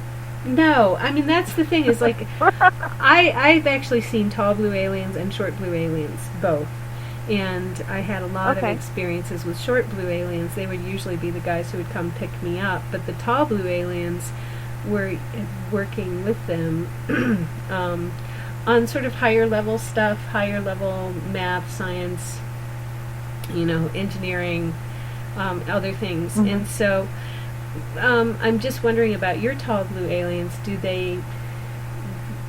How are they guiding you? Like, Oh, and I also have a praying mantis spirit mediumship, facilitator, which is really odd to say, but I do. But your blue guys, what do your blue guys do? May I ask? Besides guide. Yeah. Well, when I was in that deep meditation, there was a taller one that seemed, like you said, it's kind of interesting you say that, because seemed a very knowledgeable, communicated telepathically, but was like very wise, very ancient, kind of emotionalist. But then there was a shorter one. So I think it's really interesting you say that, because it's almost identical to what I had envisioned. And this shorter one kind of evoked some sort of emotion. It was more like a loving, protective. And I had journaled this experience. I kept a psychic journal. So it's, and I drew pictures in it and everything. But this one was more of a loving, protective guide, like a guide would be. So that's interesting that you said that. Well, and I think it's interesting. I feel like anytime, through the years, to be honest, I, just like anybody else, I'm like, is this really happening? Do I really believe this? Is Earth really being visited by ETs? And I go back and forth, and I've investigated near 100 cases now, and I think I have 6 unknowns. I wrote down, 7 unknowns out of 94 cases that I've done, which is kind of falls right in that line, So, but through the years, I've become more and more and more of a believer, especially reading the letters through Leo Sprinkle. So, has anybody in those letters talked about blue guys, like we just talked about? Do they bring up any little blue guys, big blue guys? I don't find it very often. No, I really don't. And I guess that's what I was going to say. The blue guys, to me, for me personally, it seems like every time I start doubting myself or doubting what I'm doing, and I think, maybe, I'll focus on my other careers and maybe not do so much with ufology, it's almost like they won't let me. It's like, nope. Something will push me back on, So I feel like I just kind of can't get away. And I don't know what the ends to the means is, but I just feel like I'm here for a purpose, and maybe the purpose is simply just to meet and talk with wonderful people like yourself, which to me is the best part of all of it. So. Oh, thank you. Okay, that made my night. Show's over. I'm gonna go to bed and have pleasant dreams now, because I'm a wonderful person. Yay! Well, we have wonderful listeners. We have another question from the Spreaker chat room. This is from John, and he asked, was the dream of alien hybrids and white buildings set on a different planet or a spaceship, perhaps? So John, it's almost like in my dream I'm on this craft and then we go to this different planet. So yes, it's a different planet, and interestingly enough, it's a very warm, green, lush planet. And there's a lot of water on it. That's all I can tell you. Yeah. To me, this is so interesting that you say that, because I wanted to ask that question and I didn't, because then I was going to talk about myself, and I'm not supposed to do that as the interviewer. But now I'm going to talk about myself because John asked it. And a lot of my experiences revolve around going to a very warm, very bright blue sky, beautiful puffy little clouds, very, very lush green grass, almost like the grass in England, but not as much cloud cover. Right. Funny. Yeah. You know that grass. It's like there's no grass like that. I do. And right. Yes. And it's warm, but it's not ever uncomfortable. Like, it can get slightly muggy, Yeah. but it's not terrible. Right. Now, have you gotten any other information from your guides or anyone else about this planet, may I ask? That's interesting. Well, something that came through on my hypnosis tapes was that there's certain beings And I don't think they're the blue guys though that have been manipulating our DNA, because what had happened through centuries is that they kind of lost their individualism and lost their range of emotion. So they're trying to basically perfect the DNA to, it's sort of like, what is it, the movie The Giver or the book The Giver? Kind of that kind of thing that came through my hypnosis, that they're kind of trying to find this perfect balance between having everything just perfect and having absolutely no suffering or sickness, but also having a range of emotion and individualism, and at least some. Do you know what I'm trying to say? Yes, So I was talking to my hypnosis. Yeah, I was talking to my hippie friend about just this thing, like at dinner. Really? This exact thing. Oh, that's interesting. Yeah, that's interesting. Yeah. I haven't watched The Giver yet, but we were talking about. He asked me. He said, "What do you think of crystal and indigo children? Do you think that that is a, that's a change and somebody's trying to change us?" And I was like, yeah, and I kind of said it that way. I have a brother who I love dearly, but he's a crystal, and he is a mighty pain in my bottom when I actually have to deal with him, because he does what crystals do. They're not quite as individualized, and there was a change that was made to make them more communal, right? And right. And I believe that, yes.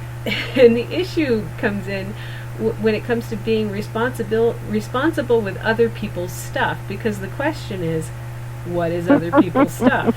Right. Can anybody own anything anyway? And then of course he'll go break something, or just do what he feels like doing, and kind of being like all laid back and in the moment with it, but then yet he's not looking forward into the future, and stuff is broken, or you really are going to have to do a lot of work to fix the situation. So, but he's lovely, like he's so loving. Yeah. He's the most loving person in a body I think I've ever met. So we talked about that. What's your opinion about crystal and indigo children now that I've talked about mine? Do you think that's part of it? Because I sure do. I'm the mother of 5. I have 4 boys and a daughter, and my oldest actually is 32 and my youngest is 16, so they really ranged the range. My oldest son actually is a musician, is in a band of Rising Chaos. They were signed by David Ellefson's MP label, so he goes on tour and he's my rocker. But anyway, so I have very artistic children, and I have very sensitive children. My youngest, when he was young, he talked about reincarnation, and the information was incredible. I have a whole file on that I can get into. But anyway, so I personally have some very indigo crystal type children of my own, and I really feel hopeful, for the future, because I do think there's a shift in these kids. And you're right, they're very loving, they're very communal, they're like my youngest, when he was in elementary school, he was just, this kid was like sticking a pencil in a tree, and he was just so upset by this. I'm like, Tyler, it's okay, So it's kind of challenging sometimes to raise such sensitive children, but to me, it offers a lot of hope for humanity in general, the shift, but there's definitely been a shift. Wow. So you have 5. Okay. Yeah. Wow. Yeah. You have 5 here. Right. Now, I'm going to go back to the planet question. Did anybody... we kind of got off on kids, and I might have lost the thread. Sorry, guys.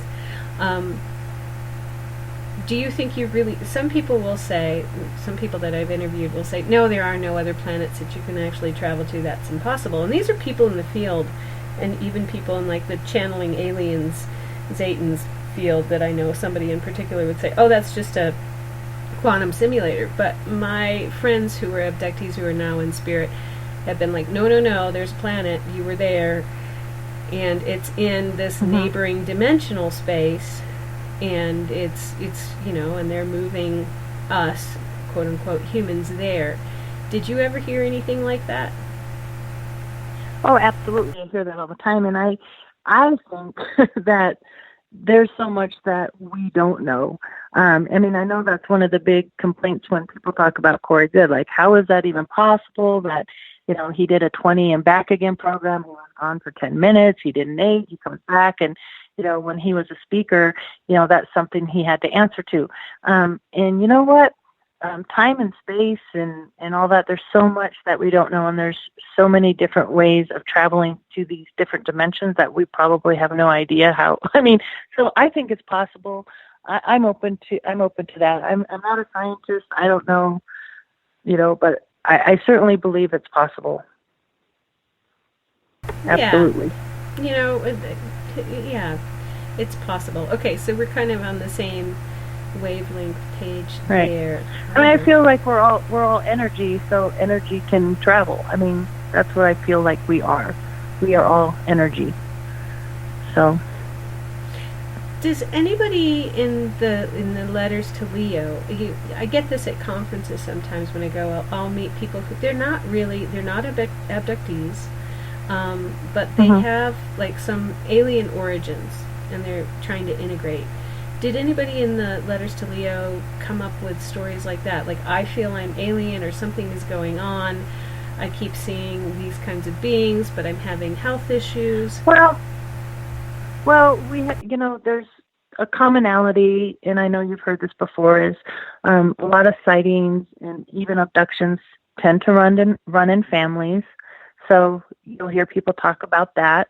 Also, the DNA factor. I don't know if you heard of, like, I think Nick Redford wrote it, the Bloodlines of the Gods, where they talk about the Rh negative or the Rh negative factor.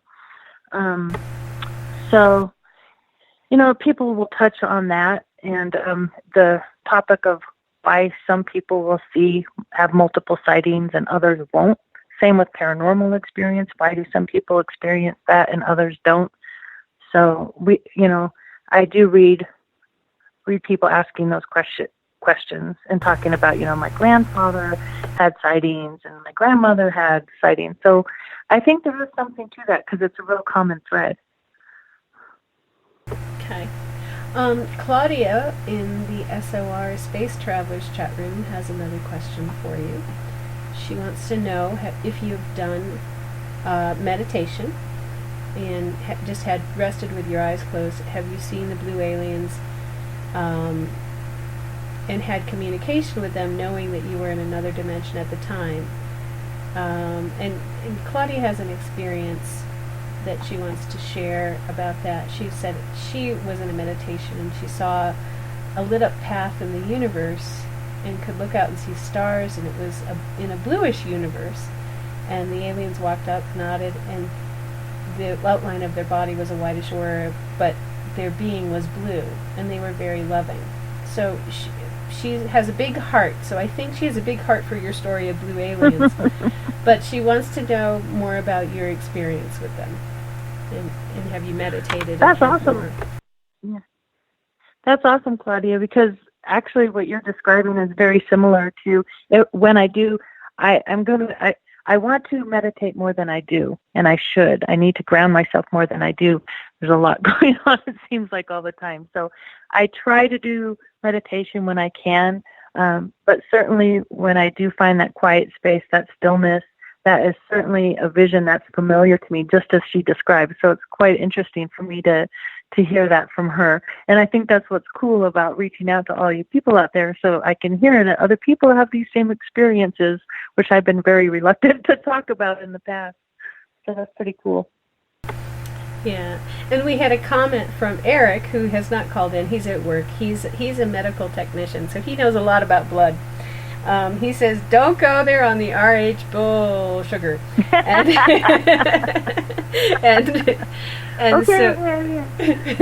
well, and I didn't say anything because I am RH negative, but I have friends who are abductees who are RH positive, and right. you know, so it's kind of like, I'm not any more special maybe than their my parents friends. Yeah. Well, that's like my mom's RH negative and I'm positive, so maybe it's just, you know, bloodline down the line. I don't know. It's kind of an interesting thing. So here's an interesting thing. Maybe Eric knows this. So my mother put in her DNA sample to Ancestry, and she came back 4% unknown DNA. And I'm like, oh, that's interesting. There's the alien.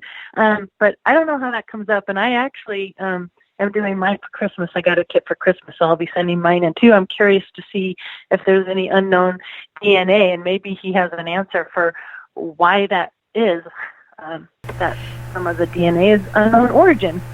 Do they read Neanderthal? So I don't have the answer to that. Yeah, but did they have a space for Neanderthal or Denisovian?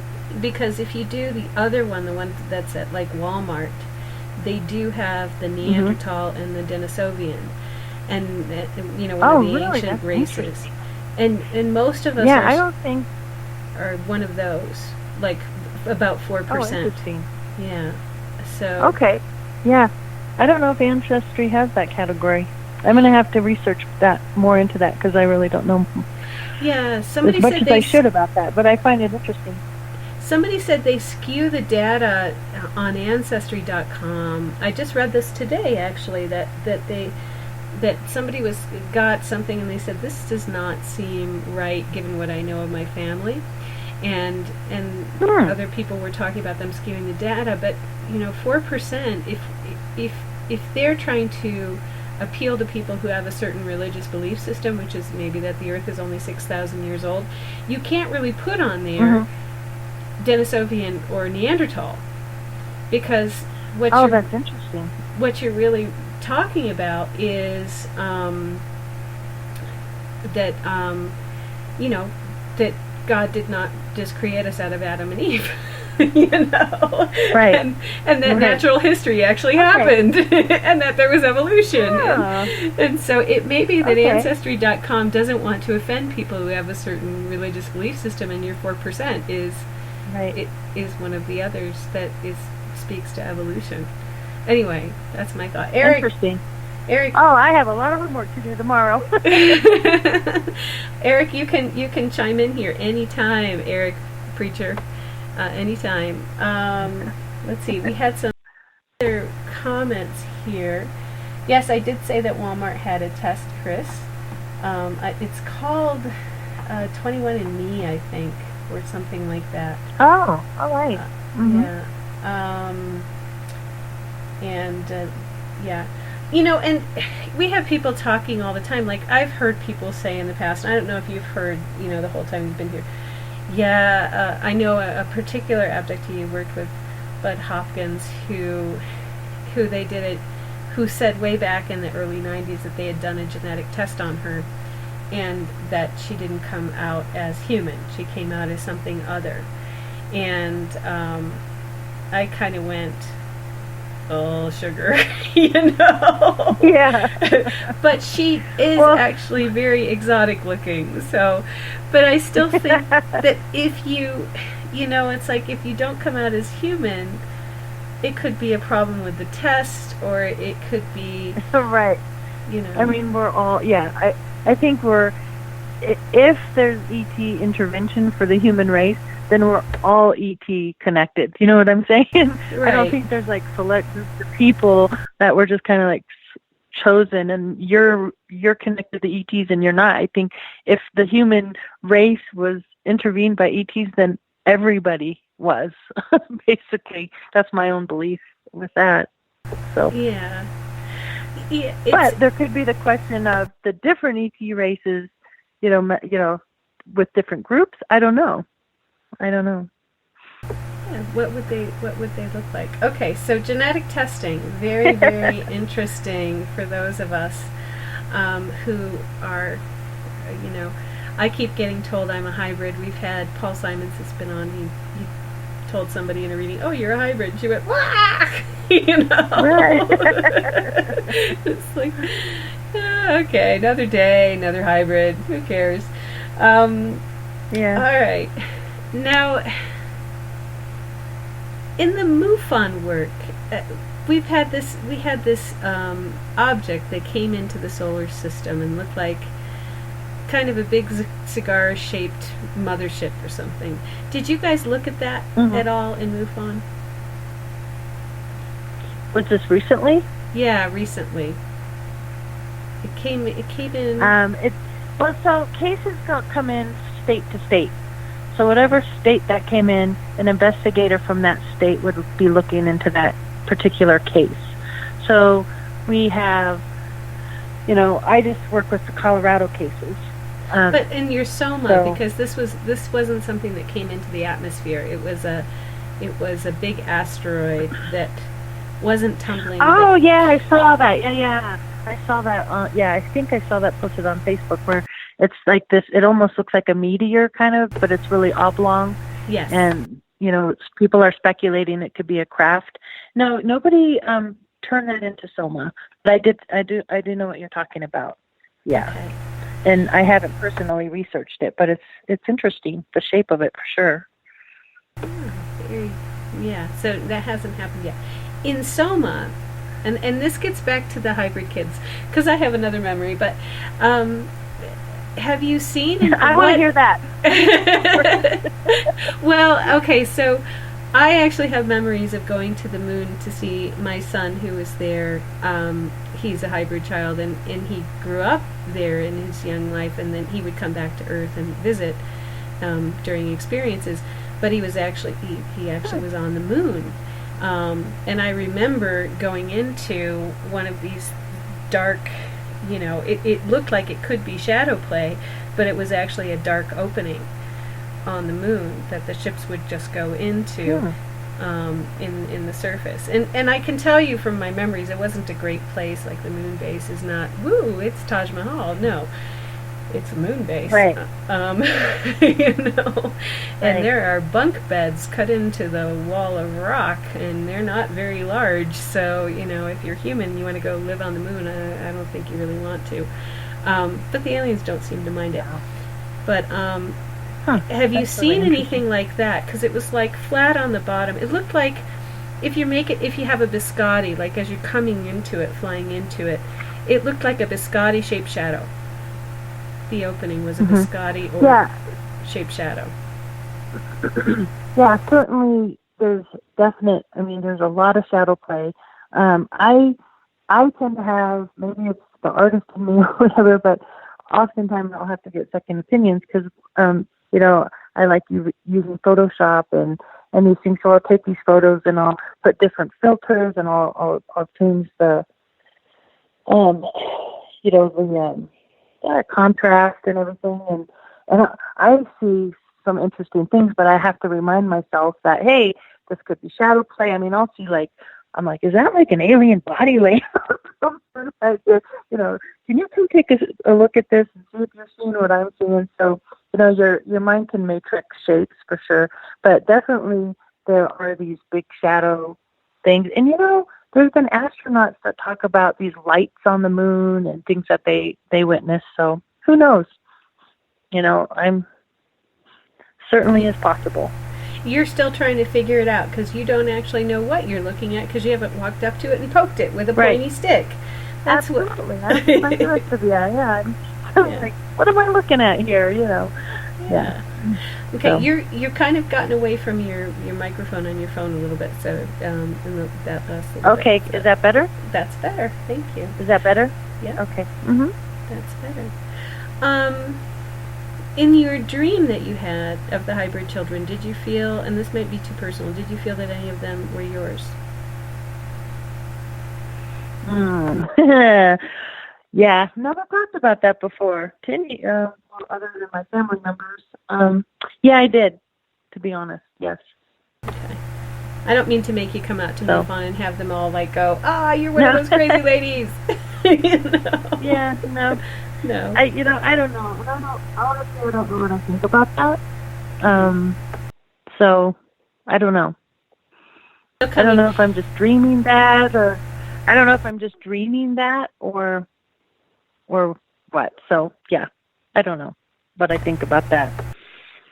That's a hard one. That's a hard one to come to grips with for not a lot of people. And if something is dreamlike, sometimes it's better just to leave it in the dream state. It's like, hey. Right. And it's so funny. It's so funny you say that because I hear other women say that, and I'm like, oh, you're nuts. But in the back of my mind, I'm like, well, I don't know. So there you go. For everybody out there listening, yeah. Maybe so. Maybe not. Okay. Maybe so. What I'd like to talk about actually is December 9th. There was a big UFO flap. I don't know if very many of your listeners are aware of this. And it was quickly kind of explained on the news of what it was. But we are investigating that there could be possibly more to the story. So have you got reports from people? Okay, so UFO flap, people saw a lot of UFOs. I remember this, but it was Christmas and, all the holidays and all that. It's like, wow, that's December a lot. 9th. Yeah, December 9th, Right. and it was over a few days, right? Weren't there like... Well, it was just Saturday night, December 9th, and they said they were 17 C-17 cargo jets on a drop mission, a military parachuting halo drop, high-altitude mission, right? So, which could be part of the story, but what's interesting about it, so apparently the story was they took off from a base in South Carolina and went to Nevada. But I'm just kind of looking at my map. We had cases come in from Mufon in Canada, several in Montana, Wyoming, California, down in Texas. Let's see, this one is in Pennsylvania. I mean, just all over the United States that night. So that's something we're working on right now. We don't have a conclusion to it yet, but it's a really compelling flap that just occurred on December 9th across the United States and into Canada. Okay, so I remember in my fuzzy memory, there was something that happened. Somebody had footage from Long Beach, California. Was that part of it? Was that December 9th? With the footage of the... No, I think that was later. That was like the 10th or 16th. Yeah, that was later. Okay. Yeah, that's a separate one. This was a string of red lights. And what's compelling to me about it, too, and 90% of the cases heard no sound whatsoever. And I don't know if you've heard C-17 cargo jets, but they're loud. Yeah, they're big and they're loud. And my husband witnessed 3 of these lights that night. So it's interesting. So that's an open case that we're investigating right now. Wow. If any of your listeners out there have seen those lights, let Katie know. Let us know. Okay, and do you want them to tell you if they want to contact you? How do they do that? Well, obviously, if they have a site or sighting, they can report it directly to Mufon at the Mufon website. But me personally, I don't have a personal website, but you can find me at my UFO Connections meetup group in Colorado, and you can find me at the Colorado Mufon meetup and Facebook sites. Okay, so if you can connect with me there. If you saw something weird in the sky, red lights or other things on December 9th, call Katie or go to Colorado and let her know because she's looking into it. That is very, very, very cool. What else do you want to talk about? Because I hate to say it, chat people, come on with the questions because she knows a lot about a lot of stuff. So, hey, you're falling down on the job over there. Preacher, instead of calling in, is hogging the conversation in the chat room, so I just need to rub him, the wrong way a little bit and say, okay, yeah, we know you're all that. Okay, Trip in the Spreaker chat room wants to know if you know what Bob Bigelow is doing with all the Mufon data. Oh, that's interesting. He brings that up. Oh, Robert Bigelow. Interesting. He there was some history with Robert Bigelow in Colorado Mufon. And I know he wanted access, and actually Robert Bigelow is very much attached to the Skinwalker Ranch as well. So to me, that's interesting. If I remember right, and please don't quote me on this, but I think he did a lot of research at the Skinwalker Ranch for, I want to say, a couple of years. And what he did with that information and like abruptly quit with Bigelow Aerospace is really interesting to me. And there was a great Jesse Ventura video on the Skinwalker Ranch and Robert Bigelow. And, you know, now when I try to find this on YouTube, it's no longer available. I can't even find it to watch it anymore. So that's interesting to me. So I'm with you. I don't know what he's up to. But it's certainly one of those mysteries that really compel me. I don't know. Yeah. Yeah, I mean, that's the thing. It's like, it sounds like with this disclosure that all of a sudden this mysterious Bob Bigelow has just arrived on the scene, and he wanted information from the John Mack experiencers. He was going to give, you know, Pierre a lot of money or some money for him to take that information. And it's like, and we were like, why should he get that information? This is not information for some, you know, millionaire to go hide away in some vault.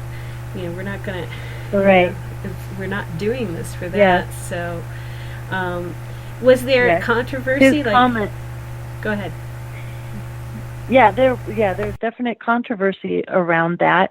And, but his comment he made on that announcement, that TTS announcement, was like, holy cow, what is he trying to say here? Yeah, that's interesting. And yeah, I'm really interested in Robert Bigelow just because of the Skinwalker Ranch connection, and then the Colorado Ranch connection is so parallel to that, so it really makes me wonder what he is doing with that information. Yeah. So and why he's building these things to leave our planet. Yeah, it's like, well, and then you have Elon Musk saying, well, we're you know, the AIs are going to take over, so we're going to have to get out of here, you know. Right. Can I get a seat on that? Yeah. Right. I don't want to be here when they do. Dogman, I'm abruptly changing it. It's not really non sequitur because your ranch, the Kiowa Ranch and Skinwalker Ranch, both had, I guess, Dogman. And did you ever see that creature, or have you had people? No, but we did. The family had a German Shepherd, and we were driving on the property in their truck, and there was this weird, loud humming noise in the trees, and they had this like outbuilding, and this German Shepherd just went berserk. And I just remember the owner of the ranch going, get in the truck, we have to get out of here, and as a kid I'm like, what? It was like really terrifying to me. So this German Shepherd was reacting to something, and so that was really interesting and scary at the same time. But another interesting similarity Skinwalker has to the Colorado Ranch and is a Native American connection. The Kiowa Ranch, that land used to be the Cheyenne and Arapaho land, and in Skinwalker, I think it was the Ute and the Navajo. So, you know, there's that connection too, along with the cattle mutilations. Both had humming sounds, both had Bigfoot creatures, both had craft scenes, both had military connections. Both the Kiowa Ranch and Skinwalker Ranch had military helicopters that were seen and military vehicles sighted. So that's an interesting connection too. And I know there were rumors with the Kiowa Ranch that military was somehow connected. And actually, if you look at a map, the Air Force Academy in Colorado Springs, kind of the land goes a lot further than you think, and it's really close to where the Kiowa Ranch was. So it's kind of connected to the Air Force Academy, or it's pretty close anyway. It's not on their property, but it's close to it. So if they had noticed something, they would have gone over there. Huh. Interesting. But Skinwalker is pretty far away from everything. It's not near Dugway, is it? Or it's or 51? I don't believe so. Yeah, because Ute and Navajo. Where is it Utah? Is Skinwalker in Utah or Nevada? It's Utah. Utah, it's in Utah. Yeah. Because it wouldn't be Nevada and be Ute and Navajo at the same time. Okay. So we have an announcement. Dan in the Spreaker chat room says the Ventura Skinwatcher document is still up and available on YouTube, so you can search for that. Oh, it is? Yeah. Oh, good. Yeah. And Eric says he can't call in because he's at work and he needs to call on the department phone. So, poopy. I am going to say a bad word on air. Poopy. Poopy, poopy. Okay. You just went through so many things about the similarities between Kiowa Ranch and Skinwalker, and two of them hit me, and I wanted to ask you more. Can you go through them again? What were the similarities again? Because I'm having a brain issue, a memory issue. Both have a Native American connection. Both had cattle mutilation. Both had humming sounds. Both had Bigfoot creatures. Both had craft UFO sighted. Both had paranormal activity, and both had military connections. Okay. Now, the humming sound, we have had a lot of people call humming sounds, not barking sounds. Can you tell us about that? That's a dog. Yeah, that's a dog. That's not a hum. That's not an alien craft. That is called a Wyatt who wants to go out and pee. Well, interesting. Yeah. This is something that I don't read about in a lot of reports. A lot of reports that I get through Mufon are reported no sound, okay? But back in the 70s when these craft were happening on the ranch, we would hear this almost piercing humming sound, super loud. So that's always something I'm on the lookout for if other people hear it. Not to be confused with a lot of abductees will say they have the humming or ringing in their ear at certain times. Yeah, but this is just a really loud booming, like high-pitched noise. On occasion, there'll be reports where people will hear that with sightings, but it's not real common. And another thing that was in the reports with the Kiowa Ranch were these boxes, and I'm not sure what's up with the boxes. So, okay, what are the boxes? And if they're connected to the humming sounds. I don't know if they're connected to the humming sound or what, but in the reports that I've read, there were these boxes in the trees, these silver boxes. I don't know if they're military connected or what. So that's something else I'm trying to figure out. Part of the mystery. Have you ever heard of... Okay, so back a long time ago, when I was living in Somerville, Massachusetts, and I was having a lot of experiences, we ended up with this what looked like a silver spider web stuff in our trees near my bedroom. I was in the third floor of a old Victorian house, and there was this metallic silver spider web stuff left in the tree branches that fell on the porch that we would sit on, and when we picked it up, it started to fall apart. Has anybody ever talked about it? No, I haven't heard of that. No, but I would have loved to get my hands on that stuff so we can test it. I know. No, I haven't heard of that. Okay, I know. Lois in the Spreaker chat room says, who are the shadow people? She says, Heidi Hollis says that man rules over the shadow people, that Hat Man rules over the shadow people, and the shadow people rule the Greys. I've never heard that before. Any experience or ideas with shadow people or anything in the letters or in Mufon about shadow people? Yes, that's another area I'm very interested in, is connecting ufology and the paranormal. And one of the things I talk about there is distinguishing, because you hear shadow figures seen in the paranormal world as well. In these letters, and I personally experienced back in the 70s as well, when all this was happening, shadow figures at the foot of my bed and inside my doorway.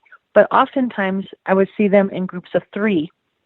And typically if you see a shadow figure in the paranormal, you see one. So I like to distinguish when I read in Leo's letters or from people around the world, they'll see these shadow figures at the foot of their bed or in the doorstep, and they usually come in pairs of 2 or groups of 3 when they're connected to ET activity. So I don't know, what that is about and who they are or what they're doing, but and my personal experience was they were just sort of standing, looking. It's like they didn't, you know what I mean? I just saw them at the foot of the bed. Actually, I have an experience with that as well. I thought they were shadow people, and then after I started having regressions, I found out that they were little blue guys who were coming to pick me up and take me away. And and they have mind control to the extent that they delete themselves from your memory. So what you get back is, I remember seeing these shadow people. Like they can tell you, don't look over here, look over there, or the only thing you see now is a shadow, right? And that makes sense. And they do, because they have these mind control abilities. They are, and certain biological ships have mind control abilities. They play together to make the screen memory. So if your screen memory is something other than what they actually are, it worked. That's their opinion. So like it could be, so people will see really weird stuff because it's like, oh look, it worked. They don't remember us, or they didn't see us. And then they've done their job. And that's like their main job, unfortunately. Sorry, I have a lot of experience with these guys. They were my nemesis for a long time, and I should actually write a book about them. The blue ones? The blue ones that tend... The blue ones. Little blue ones. And not to say that your little guy wasn't loving, because I've had loving exchanges with them and familial exchanges with them as well, but in the hierarchy of how the whole group works together, they're oftentimes the ones who do the mind control and the paralyzation of the body, so you can't move. So that's sorry. Yeah. Because when I had these experiences, I was quite young. I want to say I was 11, 12, 13 years old when I was seeing these shadow figures. So that's interesting. Yeah, I went back through regression to some of my teenage ones when I didn't know what they were, and it was like, oh look, it's you guys. Oh look, now I'm having this in real time. It's you guys. So anyway, that's another day, another being standing at the foot of the bed. Okay, it is now 56 after. We are going to have to go to break. We will be back after the break with a plethora of subjects to talk about: paranormal, shadow people, shadow spiders. That's our next question. And more with Katie Griboski. And stay tuned. Don't go away. We'll be back right after this.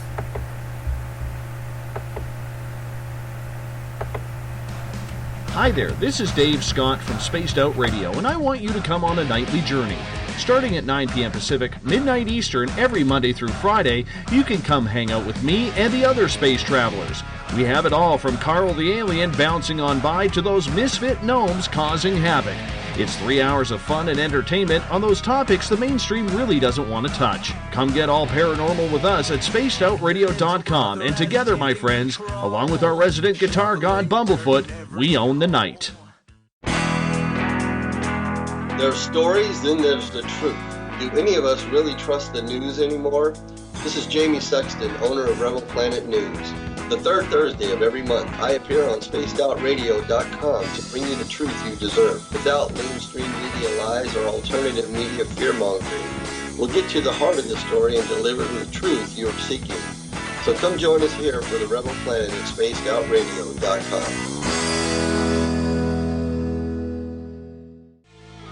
Not ready for bed on Saturday night? Right after Spaced Out Saturdays, hop on over to S4 with Corey Ruiz and me, Eric Cooper from Forest Moon Paranormal.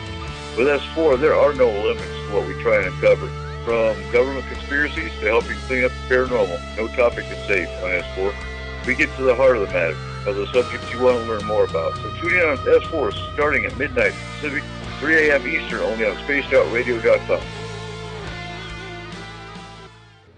Hi there, I'm Butch Witkowski, lead investigator with U4 Cop. On the final Monday of every month, you can listen to me and host Dave Scott on Spaced Out Radio's Strange Days. We're going to get to the heart of the matter when it comes to what's happening out there. People are seeing and experiencing things from ET contact to Bigfoot, and I want to hear about it. Your experiences are what we investigators need to help solve these unknown mysteries. So tune in at spacedoutradio.com to the final Monday of every month from Butch Witkowski's Strange Days. This is Eric Markham, news editor for the Spaced Out Radio's The Encounter Online. We have put together a great team of writers and journalists from all over the world to bring you top-quality paranormal stories From alien encounters to the latest conspiracies, you won't find any of that fake news here. True stories and top-notch reporting as we look to bring these experiences to the mainstream. The Encounter online, only at spacedoutradio.com. Do you want to know the truth? Do UFOs exist? Are aliens real? Are the governments hiding the biggest secret in history? We're UFO seekers, and we're on a hunt for the truth. Subscribe to our YouTube channel and follow along with us as we journey across the United States, visiting UFO hotspots and alien hotspots, trying to document the UFO phenomenon. Catch us on Spaced Out Radio every third Monday of the month as we discuss Area 51, UFOs, and more. And also, don't forget to subscribe to us on YouTube. There's a lot of strange going on in this world, and we can help you find out what's going on with you. Paranormal, cryptids, UFOs in the sky, aliens in your bedroom tickling your toes. We have the investigators you need to find out the answers you deserve. All you have to do is head to spacedoutradio.com. Your information is 100% confidential. The SOR Sightlines Report. It's free, and we're here to help. Patrolling the Pacific Northwest, we are always on the lookout for the strange and unassuming stories that real people are experiencing. Hi, I'm Vincent Zunza from Pacific North Weird. Me and Alexandra Sullivan have teamed to bring to you those odd stories that never seem to make it into the mainstream. Stories so weird that will leave you scratching your head wondering, is this real? It's as real as it gets with Pacific North Weird. You can watch our videos right here at spacedoutradio.com. Become more intimate and interactive with Spaced Out Radio. Join our Space Travelers Club with your new membership. For $5 a month, we'll provide you with special access to the website, monthly prize draws from books to psychic readings, along with monthly newsletter, private interviews, and more. Sign up today to be part of Spaced Out Radio's experience. Looking for a place to advertise at a very reasonable cost? Look no further than Spaced Out Radio. SpacedOutRadio.com has an advertising tab that you can click to check out our daily, weekly, and monthly packages to play on the radio, or our website including social media. From commercial spots to banners, we have it all. Check out our competitive pricing today. Don't have time to listen to Spaced Out Radio live? Wherever you are, the car, the office, the shower, or even if you're traveling, we're right here for you. Each Spaced Out Radio show can be found on iTunes, TuneIn, and on our YouTube channel, Spaced Out Radio Show. It's the perfect way for you to catch up on our shows. For more information, just head over to our website, spacedoutradio.com, and tune in to us today.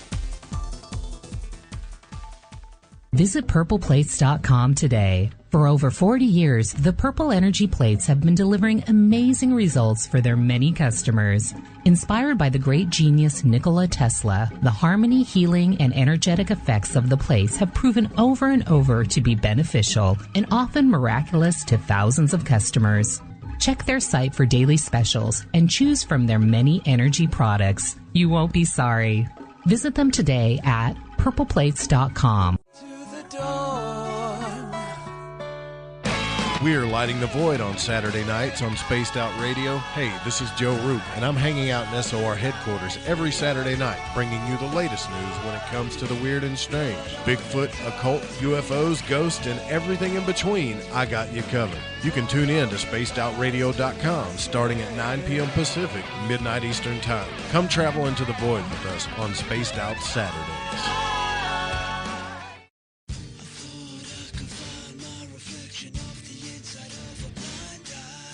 The views and opinions expressed by tonight's guests and topic of discussion do not necessarily represent the official policy or position of Spaced Out Radio, Spaced Out Weekend, Spaced Out Radio Limited, its hosts, syndicated carriers, or anyone associated with this broadcast. Would you like to connect with us? Head to spacedoutradio.com for all your latest show info. And hit us up on Twitter using the hashtag SpacedOutRadio. Now, back to Elizabeth Anglin and SOR.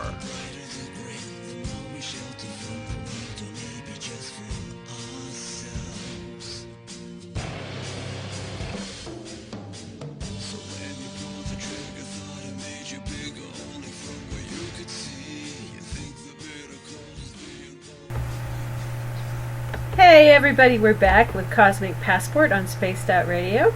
I am your host, Elizabeth Anglin, coming to you live from the Spaced Out Radio Cosmic Cruise Mobile.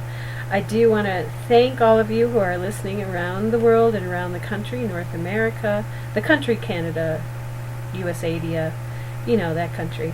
Especially if you're listening from WQEE 99 Rock the Key in Noonan, Georgia, at spacedoutradio.com, on Spreaker, on the United Public Radio Network, Renegade Talk Radio, the High Plains Talk Radio Network, and on the Fringe.fm. Thank you for listening to us this evening. If you are Ron Bumblefoot THAL, guess what? We love you, dude. Thank you for making the music that helps us rock. We love you for doing that. If you are on Twitter, thank you for listening. If you are on Facebook, thank you for checking out my Cosmic Passport with Elizabeth Anglin Facebook page and giving it a like. Give this show a like. If you're on Spreaker, you can do that. There are lots of ways to interact with us. You can subscribe to our YouTube channel, Spaced Out Radio. Tune us in on TuneIn. Download our shows from iTunes. We're also on RadioGuide.fm, TalkStream Live, and on Stitcher. And of course, the website is spacedoutradio.com, where you can check out, you know, you can become a SOR space traveler for $5 a month. You can go and read The Encounter, which our news editor Eric Markham and science editor Eric Markham has brought to us. And you can also check out Dave Scott's blog as well. Or if you've had an experience, like we're talking about everything. We're talking about blue aliens tonight. We're talking about white fuzzies. We're talking about shadow people and grays and shadow spiders in a minute. If you've had anything weird happen that you can't explain, go ahead and fill out an Spaced Out Radio Sightlines report on spacedoutradio.com. We will have somebody help you out with that, and it will be kept completely confidential. We are experiencers helping experiencers. So thank you for listening in. If you're around the rest of the week, come back here to wherever you are listening from. Check out Dave Scott's regular Spaced Out Radio show, 5 days a week. Joe Roop on Saturday night. He has awesome Joe voice and Joe hair and Joe shows. And myself, next week we will be doing a Cosmic Passport Psychic Sunday, and we will have Robin Fink, who is an animal communicator and evolutionary astrologer, back. She's going to talk about some evolutionary astrology for the year, and then she's going to do readings after that with Paisley Town. So don't miss out. It's interactive. You can call in from 10 to midnight Pacific time next Sunday for Psychic Sunday.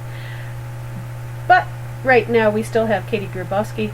We have so much to talk about. We have had questions from the chat room, from the Spreaker chat room. Some are serious questions, some are not so serious questions. There are some jokers out there. We have this thing on our show. Have you ever seen any gnomes? We have to hear about the gnomes. Anything about gnomes.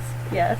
Okay, gnomes. I haven't seen any gnomes, but I have a good friend of mine who is very active in the paranormal world, and I went with her to a graveyard recently up in the mountains near Central City, and she was telling me to look for fairy lights, and I'm like, fairy lights?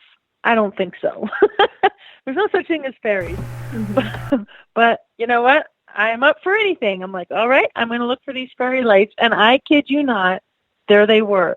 We don't have fireflies in the mountains. These were not insects. I do not know what these little flashes of light were, mm-hmm. but I saw them, and I am now a believer in fairies. So there you go. But I haven't seen any gnomes. Okay, well that's good. So your very wide open mind was just opened a little bit more. I have to tell you, I have a story about this because I never believed in fairies.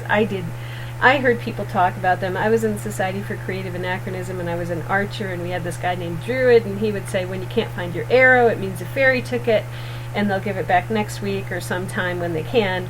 blah, blah, blah, blah, blah. And I'm like, oh, that's a nice, cute, archaic belief system, dude, right? And I moved to the mountains. I moved to the East Mountains, and I had a longbow, and it was handmade, and handmade bowstring. I just moved in, and I wanted to go shoot. I was active at the time. I was doing archery a couple times a week. And my bowstring was not on my bow where it always is, because you like wrap it around the top of your bow, and that's where you keep it, right? It was gone. And I did like the look for my keys, look for my socks, look for the glasses on the top of my head thing for like several days, and made myself crazy because I couldn't go shoot because I didn't have a bowstring. And the next time, it was about a week or 10 days later, and there had been a snowstorm overnight. So I had parked my truck the way I normally parked it, and I went to go to work, and my bowstring was in front of my driver's side door, completely stretched out in a beautiful line with no snow. Wow. Absolutely no snow on top of it. You know, like it had its own little space completely. And it hadn't been there for 10 days. I always parked in that spot, right? And what kind of animal is going to stretch out a bowstring completely straight? Yeah. You know. Interesting. And then I said, okay. Have you ever... Yes, go ahead. What's your question for me? Yeah. I was going to say, have you ever seen those little flashes of white light, like the little fairy lights? My friend invited me to speak in Toledo at the Collingwood Art Center, so we did a paranormal event there, and we did a ghost hunt that night of the Collingwood Art Center there in Toledo. And on the stage, of course, when it was quiet, they would kind of disappear, when people would come, with their digital recorders and their things, kind of scared them away. But when it was quiet and still, these little fairy lights showed up there as well. And I'm like, are you kidding me? What? Because I had never seen that before, ever. I was just floored. I was just like, I can't cuss on the radio, but I was like, what is that? So, yeah, it made a believer out of me. So that's funny. Well, have you ever seen those little lights? And we got them a lot up on Horsefly Mesa, and we got them. Okay, here's the really weird thing: we got them in conjunction with hearing Bigfoot sounds, and we got them when I had telepathic communication to go outside and look. Or usually it was that Bigfoot wanted to look at me or look at us, and wanted us outside so they could look at us. But while we're outside looking, there are all these fairy lights everywhere, and they're blue and they're sparkling and they're flashing on and off, and all all around the trees, all around the aspen trees, and then it'd just be like, well, I don't see any Bigfoot. I do get the telepathic sense of them, but look at all these freaking fairy lights, And when Chuck and Joe came up to basically have a meeting with the Bigfoot, that family that was near our house, we went off. We weren't at the ranch. We went off at some state forest land, and there were fairy lights everywhere. It was the most I had ever seen. So, yes, I have seen them, but in conjunction with Bigfoot. Has anybody said that to you in the paranormal, that they've seen them in conjunction with Bigfoot? That's the first time I've heard of that. Yeah. So, it's very odd. Before, this time last year I wouldn't have believed you. Since these last two experiences, I'm like, no, I get it. I see them. I know what you're talking about now. So, yeah, that's crazy. Yeah, it's like, and we've had people who have seen gnomes before, and I've seen a gnome-like creature in my mind's eye, not as a solid physicalized being, but it's a bunch of it really is. For us, we tease Dave Scott with it because he doesn't like them. He doesn't like gnomes. He's seen one, and it had shark-like teeth, and it looked really sort of like a mean gnome. So he doesn't like them. All right, so we did have a question in the Spreaker chat room about shadow spiders. Have you ever heard of shadow spiders? I have not heard of shadow spiders. So can the listener kind of explain more what that is? Lois, if you could explain what that is, that would be great. And then, but you were saying about the silver stuff that turned to powder. What was that in relationship to? Or was that... Right. I had just seen that on one of those programs. It was a case, and I can't even recall where it was, but there was that silvery type of powder that had fallen from a tree, if I recall right. I don't know if it was ever tested and what was ever concluded from that, but I do recall seeing that on a show somewhere, kind of similar to what you were talking about seeing. Yeah.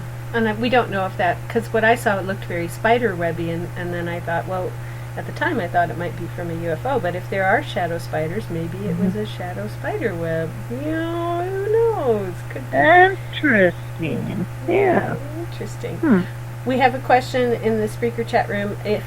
What is your favorite subject in I guess, in the realm of paranormal and ufological studies? Okay, not like my favorite subject in school.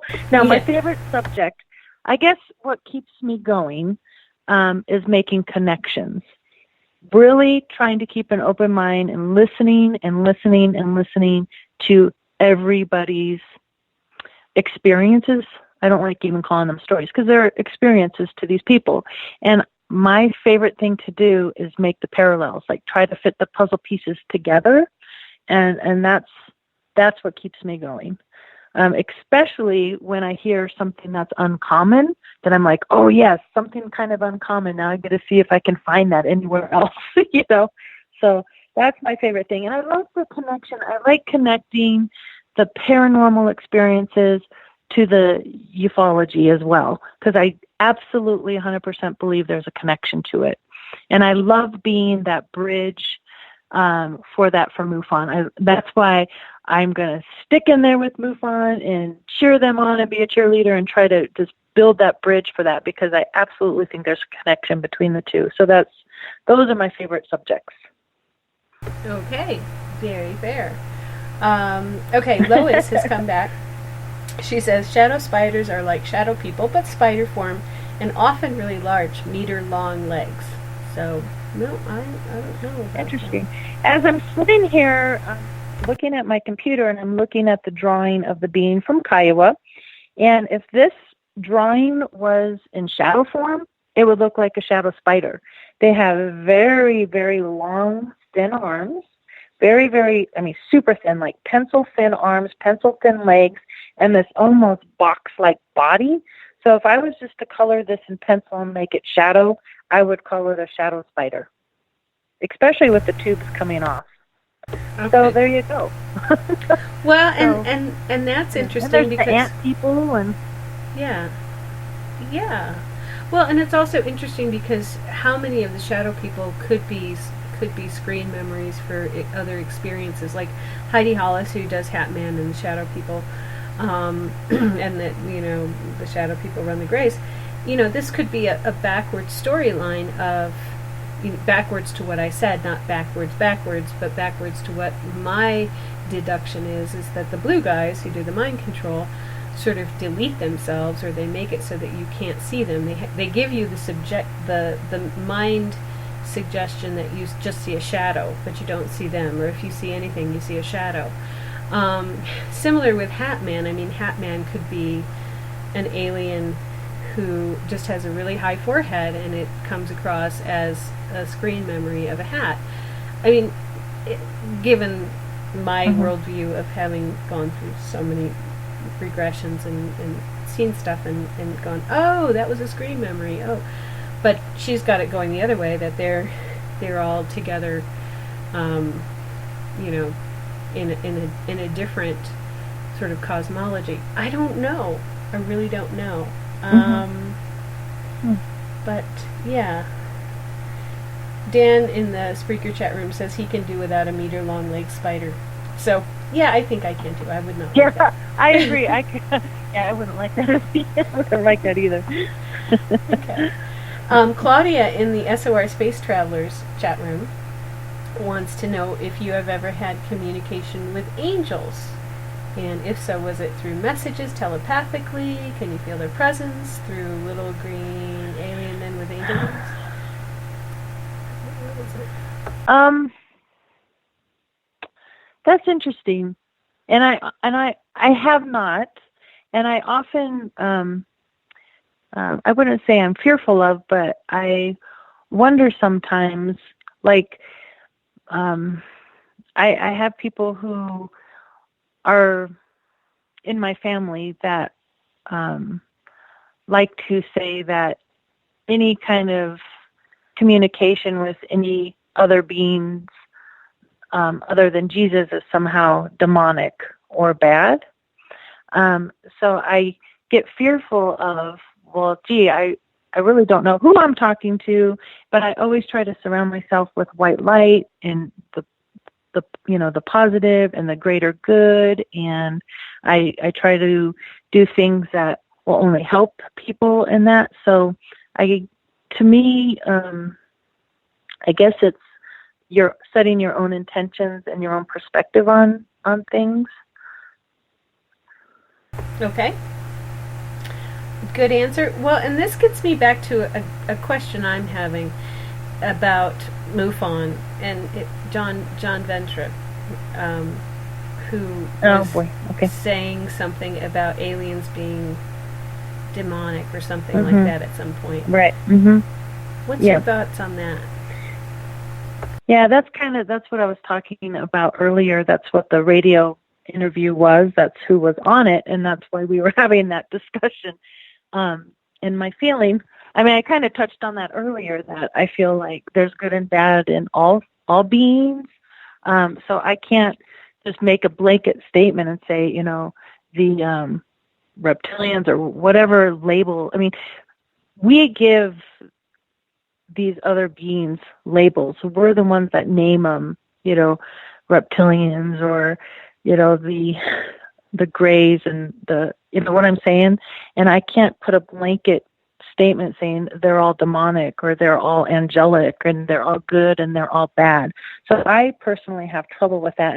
And like I said, when I grabbed that little alien out of the box, just the timing of that, it was just right when we were talking about it. To me, that was a sign, and I'm a big person on signs. I'm really into numerology, and I see signs and numbers and 333 and all that stuff. So I'm like, oh, that's like, if that's not a sign, I don't know what is. And actually that little alien with the golden angel wings is up on my shelf. And it's just kind of a reminder to me that, so long as you surround yourself in the good and have good intentions and protect yourself and try to do things for the greater good and connect with people, then that's what it's all about. So I do my best to stay out of that negative frame of mind. Good answer. Yeah, I think we have enough fear-mongering in the world and enough things that we are fearful of simply because we are human beings in a body, Right. And we need to protect ourselves because we are the only, we have to take care of ourselves, so we get fearful to make sure we can, hey, what's that? But right. Yeah. All right. And if you look at it from a negative, fearful place, then it's gonna be that. So. Right, and it's also going to put stress on your body. That's one of the things that I did when I was in my fear phase. I made myself sick. I made myself have chronic fatigue and fibromyalgia because I was in a negative, angry, fearful state all the time as a base level. Absolutely.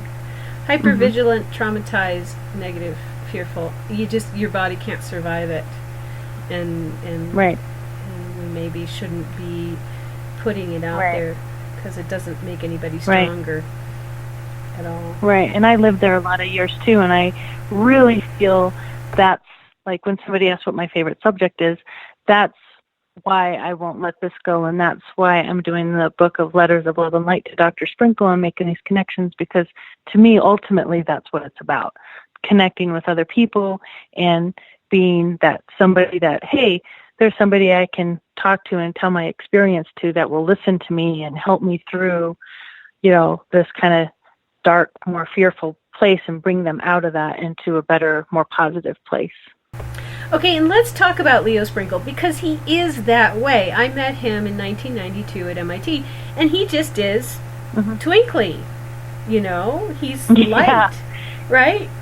Yeah, he is the most awesome person I've ever met in my life. To be honest with you, I absolutely love that man, because I have never met anybody so selfless. And I'm giving of his time. He will just sit and listen to you. I mean, every time I go there, we'll talk for an hour, 2 hours, and he never, if it's regression for ufology or ET experiences, he's never charged anything. He is the most just giving person. And when I start, selfishly, I went there to research my own case in the 70s. But what ended up happening was I just got engrossed in these letters. And what is so cool about it, because they go back, from the late 50s, 60s, 70s, 80s. And what's so cool is not only did he keep the letters from the people, but he kept his responses. So on top of the letters, he would write the reply date, right? And then so I could read the letters and then read Leo's replies, and you can kind of see him progress through the years. And I include a quote from him at the top of every chapter. And actually the last chapter is just words of love from Leo, because, this man has spent his lifetime just listening and being a sounding board for so many experiencers. And to me, it just, every time I would leave Laramie, I'd just be like, holy cow, I'm so happy to know there's a human being in the world that is like that. Like, it's so inspiring to me. And I'm like, that's what it's all about. And I even asked Leo, I'm like, Leo, he's getting up there in age, I think he's like 86 or 87. I'm like, you might not get the answers. You've spent your whole life trying to find answers and you wanting disclosure and all this, and you might not get that answer. He's like, you know what? It's not about that. It's about all the connections he's made through his lifetime. And I'm like, wow, that's awesome. And it's so true. Wonderful. And I'm so glad you have that connection. And he really struck me as he has a great sense of humor. Like, he'll look at everybody else with ego and just smile. Like, not in a snarky way, not in a sarcastic way, not in a cynical way. It's just like, check that out, Right. And I'm just He's doing funny. my thing. He has hundreds and hundreds of limericks, and he's like, I got to get these in a book. So I told Leo, I'm like, okay, that'll be my second thing. I'll put all your limericks in a book for you. But yeah, they're funny. He seems to get endless amount of joy and satisfaction out of watching people relate, and also in relating with people. So wow. Yeah. So your book and the letters, how is that coming along? Are you? It is. It's so far 3 years in the making, and it's 4 decades of UFO encounters, experience, and sightings shared with Dr. Leo Sprinkle. And I was hoping to have it out and published by this year's Mufon Symposium, but I don't think I'll make that. So I'm hoping by the end of the year. That's my goal. That is my goal, and I'm really hoping that it'll be finished by the end of the year. So I'm giving myself 1 more year to finish it, and a couple more trips to the archives. So he has 67 boxes there, and then 10 in his office. So that's a lot of material to go through, and then I read all these letters, and it's just fascinating. It's just been a really incredible journey. So I can't wait to share it with everybody else. So, but you are suffering from the I have a plethora of information overload syndrome. And it's not a block, it's an avalanche of, right? It's like, Right.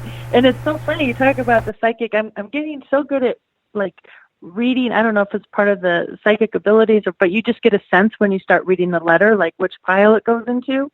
Right? Because I wanted to have some basis in sort of reality, So I'm like, we'll skim the letters, I'll take pictures of the letters, and then when I get home, I'll read them, front to back, and it's been interesting how I can just now kind of read and go, okay, this one goes in this file and this goes in that file. But and it's a plethora of letters. A plethora of letters, yes. And you're going to be sort of your own sort of archive of information about experiences with all of those letters. I mean, you're going to carry that around in your head. Right. Not only that, but Mufon actually started a new program. It's the Mars System, and I'm the administrator for the Mars Project through Mufon, International Mufon. And what we're doing is we're taking all the old cases that came into Mufon before the computer, all the handwritten cases, and I have a team of redactors right now, and we're going through and we're redacting all the personal private information. We're putting them into the new Mufon system. So all those old archived cases will be searchable in the Mars database. And there's over 10,000 files. We're about 2,000 files in. So that's another project I'm working on, and I'm a redactor as well. So not only am I reading all the letters from Leo, I'm getting to see all the backlog cases from Mufon from all those decades ago, the 60s and the 70s and the 80s, and it's just fascinating. I actually just today was reviewing a 365-page file from the Travis Walton case and getting the different views on that whole abduction case. So it's really, really great to be able to have access to all that. And pretty soon it'll be available to just anybody. You can go in and just search a word, and all those files will come up. So that'll be cool when that gets released.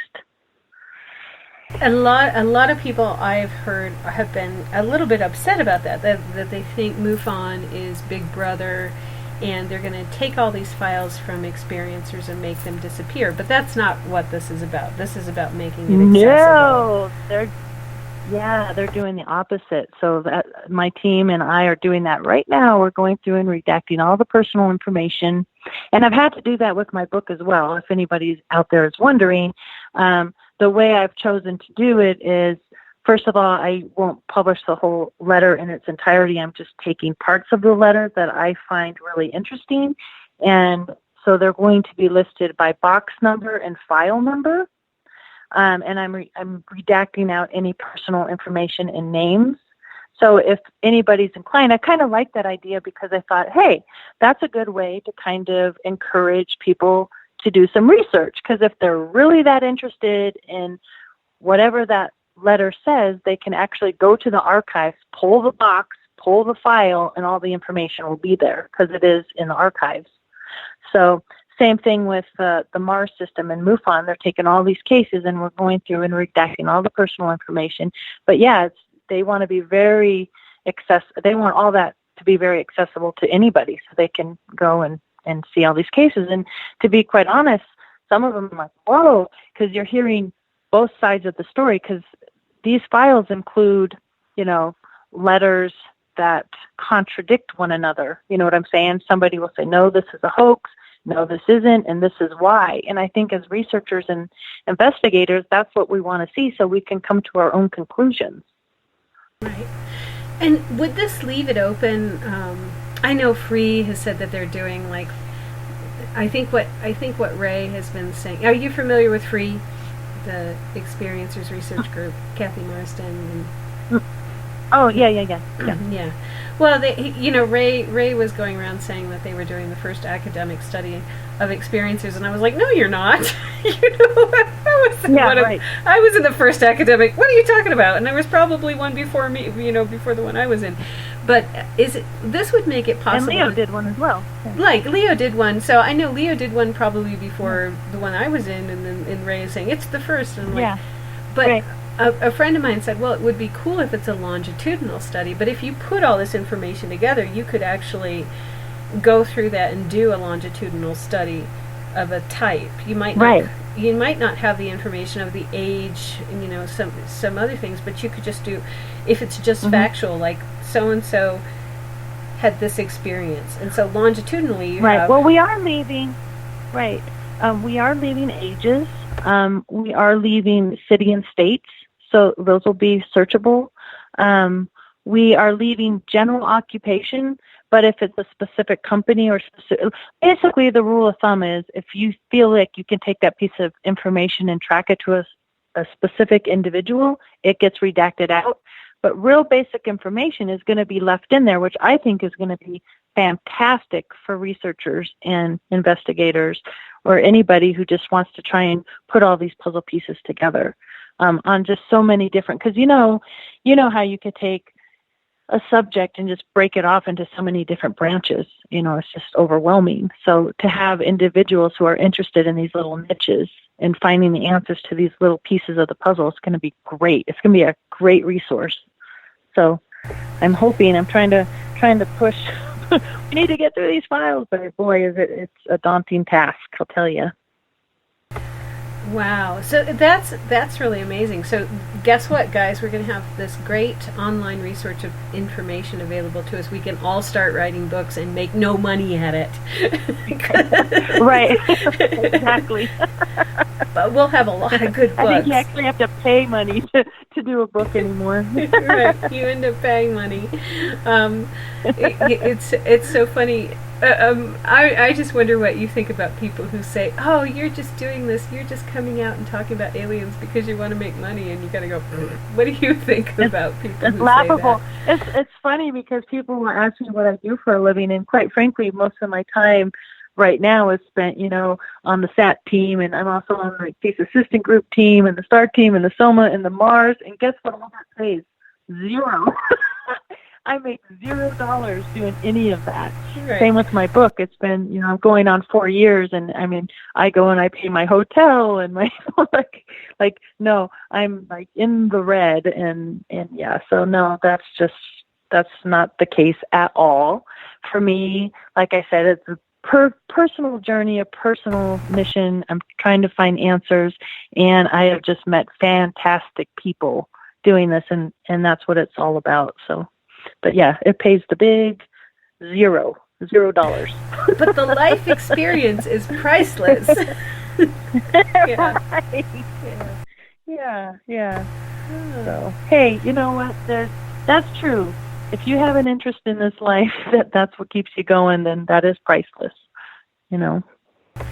Okay, guys in the chat rooms, you've been a little slow on the questions. If you've got a question for Katie Griboski, we have her for a whole nother 20, 21, 22 minutes on with us. Katie, you're going to be in May at the Paranormal and Supernatural Conference in Denver, right? Can you tell us more about that? That's right. It's the first annual Paranormal Supernatural Conference. It's going to be held Saturday, May 5th and Sunday, May 6th at the PPA Event Center in Denver. And there's going to be a number of great speakers there, and should be a lot of fun and really interesting. We got some near-death experiencers. We have somebody speaking about the Akashic Records, past life regressions, soul planning, healing, intuitive training.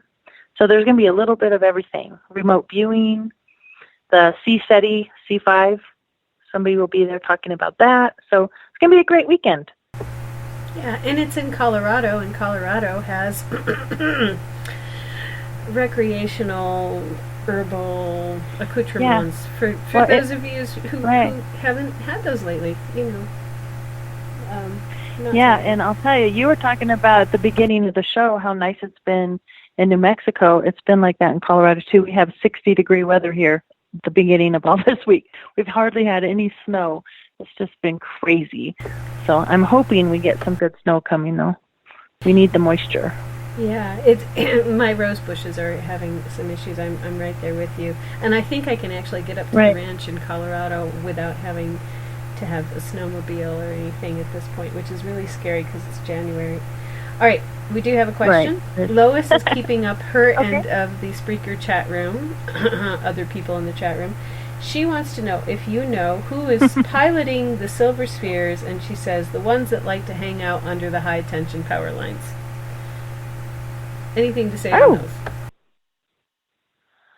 Interesting. No, I don't know who's piloting them, but the rumor is it's like the Spear Being Alliance that is kind of monitoring the planet more closely right now as we transition. At least that's what some people would like to believe. So perhaps it's them, but I don't have an answer for that.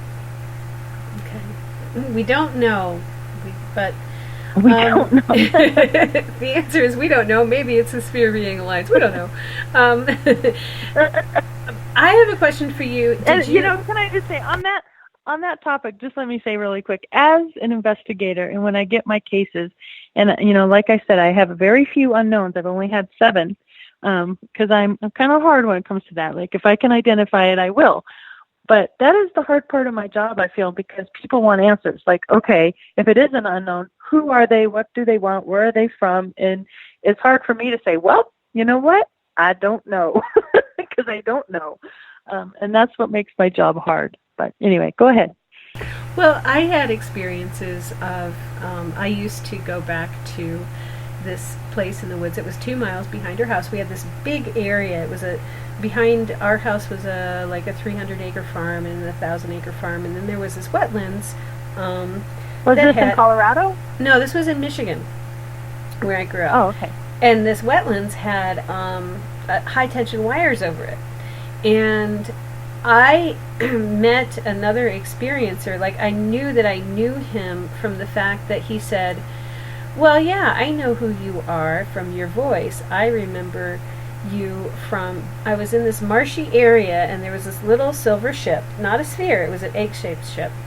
There was this little silver egg-shaped ship, and we were under these high-tension power lines. Well, when I was when I was a little kid, I had this experience under the same high-tension power lines where these Boy Scouts were there. They were all wearing gray uniforms, and they all had very closely cropped hair that was almost bald, and they were playing music, and one of them was talking to me about something. I was 3 years old, and at 3 years old I walked back to this place under the high-tension power lines and had this conversation with this quote-unquote Boy Scout screen memory, and then I felt like he was my dearest, oldest friend in the universe. And then he said, you know, you need to go home, you need to go to dinner, and I walked back home again. And I had kept going back to that spot, wondering if I would ever see that Boy Scout band again, and it was under these high-tension power lines. So I can tell you, Lois, that what I know about it is that things do happen, like you know about it, under high-tension power lines. But the question is, why? Are they just, you know, it's like, what's the deal? I don't remember what the deal is with the high-tension power lines. Like, are they necessary? Is it plasma? And are they... What?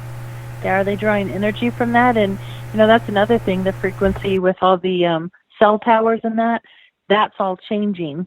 So you have to wonder if these craft, if they are coming here and powering their craft up somehow, if that's changing as well as we're changing our technology. Because it seems to me the types of craft are sort of changing. Like, at least here in Colorado, we get a lot of these orb sightings lately. So instead of the big metallic type discs craft, lately I've been personally getting a lot of these orb reports, like basketball shaped kind of orb reports.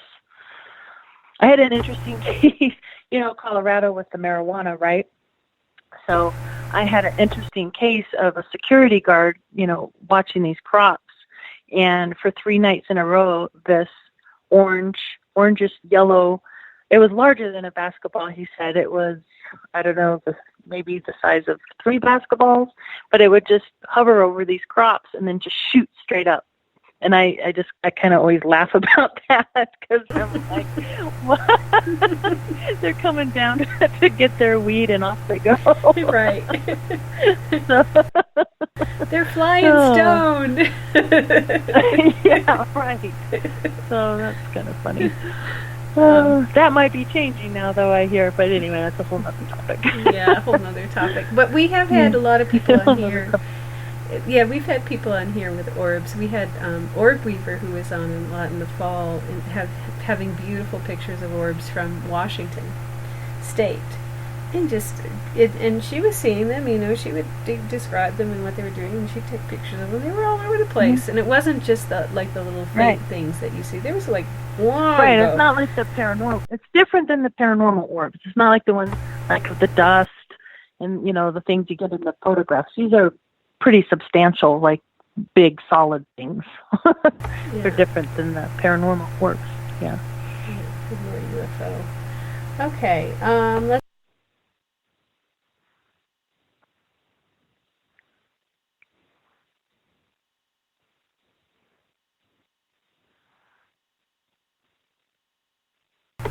International Mufon, Colorado Mufon. Katie Griboski is here with us. If you have any questions, guys, this is the time to ask them if you're in the Spreaker chat room. Okay, here's what happened to me when I got turned on to this whole other world and stopped being in denial. Somebody asked me, what's the strangest thing that ever happened to you? So, Katie, I'm going to ask you, what's the strangest thing that has ever happened to you? Well, for me, it's the synchronicities, like, through the years. So, like, it's everything combined. Like, I can take the experiences of the shadow people and seeing the blue orb in my room, seeing the blue people, or the blue ETs, and having the synchronicity connections to it.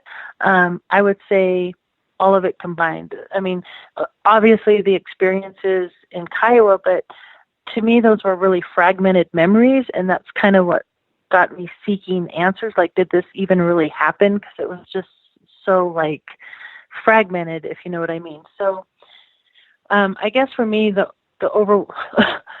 overwhelming pieces for me are like when I read The Hunt for the Skinwalker. I'm reading that chapter. I'm like, holy cow, this did happen. Those kind of moments for me are what stick out for me. A whole other show, my husband and I, we lived in a haunted house. I know who haunted it. It was my father's third wife, Midge. So, my husband saw the apparition of Midge, and I had a lot of activity in that house. And at the time, I was in my early 20s, and it was terrifying. And I would react so differently to it now, knowing what I know and having been through what I've been through. But at the time, that was a terrifying experience. I had, when my dad lived there, he had a closet where Midge kept her favorite, like, coats, her favorite jackets, and her favorite clothes. And when my dad lived there, that closet kept opening on him. Well, the whole time we lived there, it had never opened, but we were moving out, and it was my son's room, and I was terrified to open that closet. So I was, like, trying to get my guts up, and I'm like, okay, just go in there and open it. And I walk in the door, and that closet just flew open. And I just screamed, ran out of the house. I mean, that was pretty terrifying, that experience, because that house was pretty haunted. That was in Inglewood. Yeah. Wow. And yeah, it's interesting how your perception changes of what's strange. Now it's like, a ghost. Mm-hmm. Yeah, big deal. Yeah, now I'm like, wait, I want that to happen. Can that happen again? Yeah. Not much has But back then it was terrifying. Yeah. We do. Somebody has stepped up. David J. in the Spreaker chat room has asked, he's curious about interacting with ET in dreams, and would you want to try to make that happen, or do you know how that works?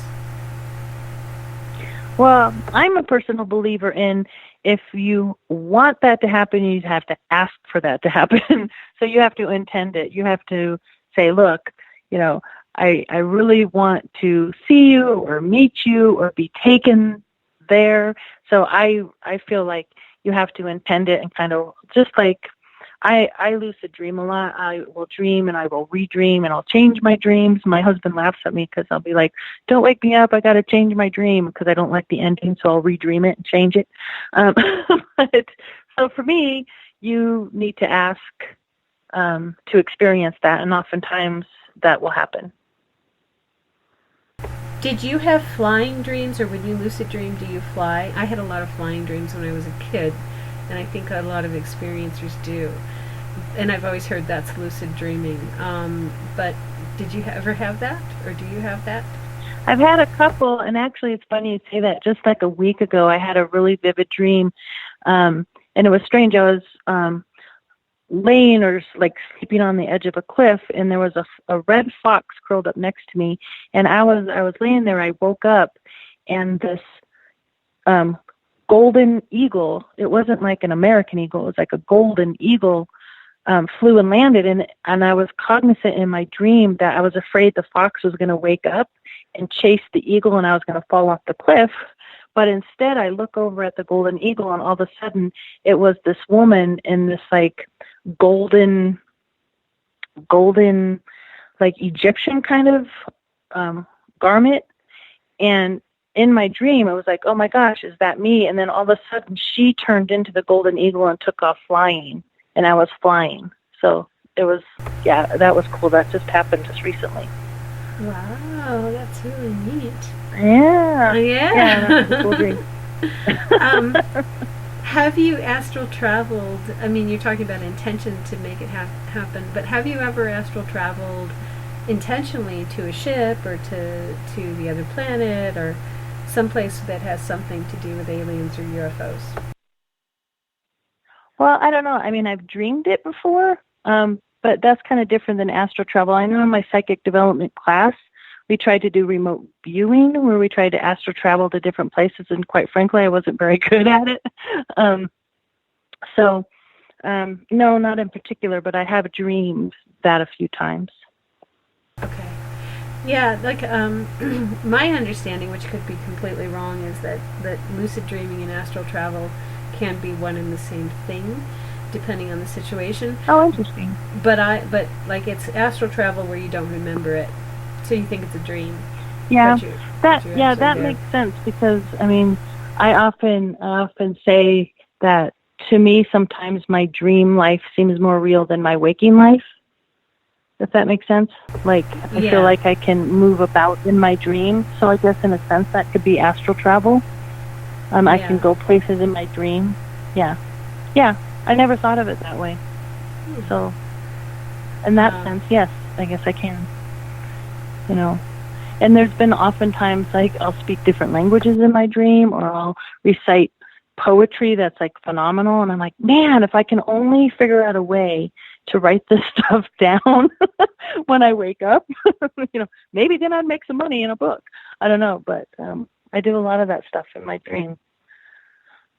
Have you ever had any experiences with time travel as consciousness, like traveling to another body in a different era or another lifetime, if you want to identify with that other body? Has that any of that sort of thing ever happened to you?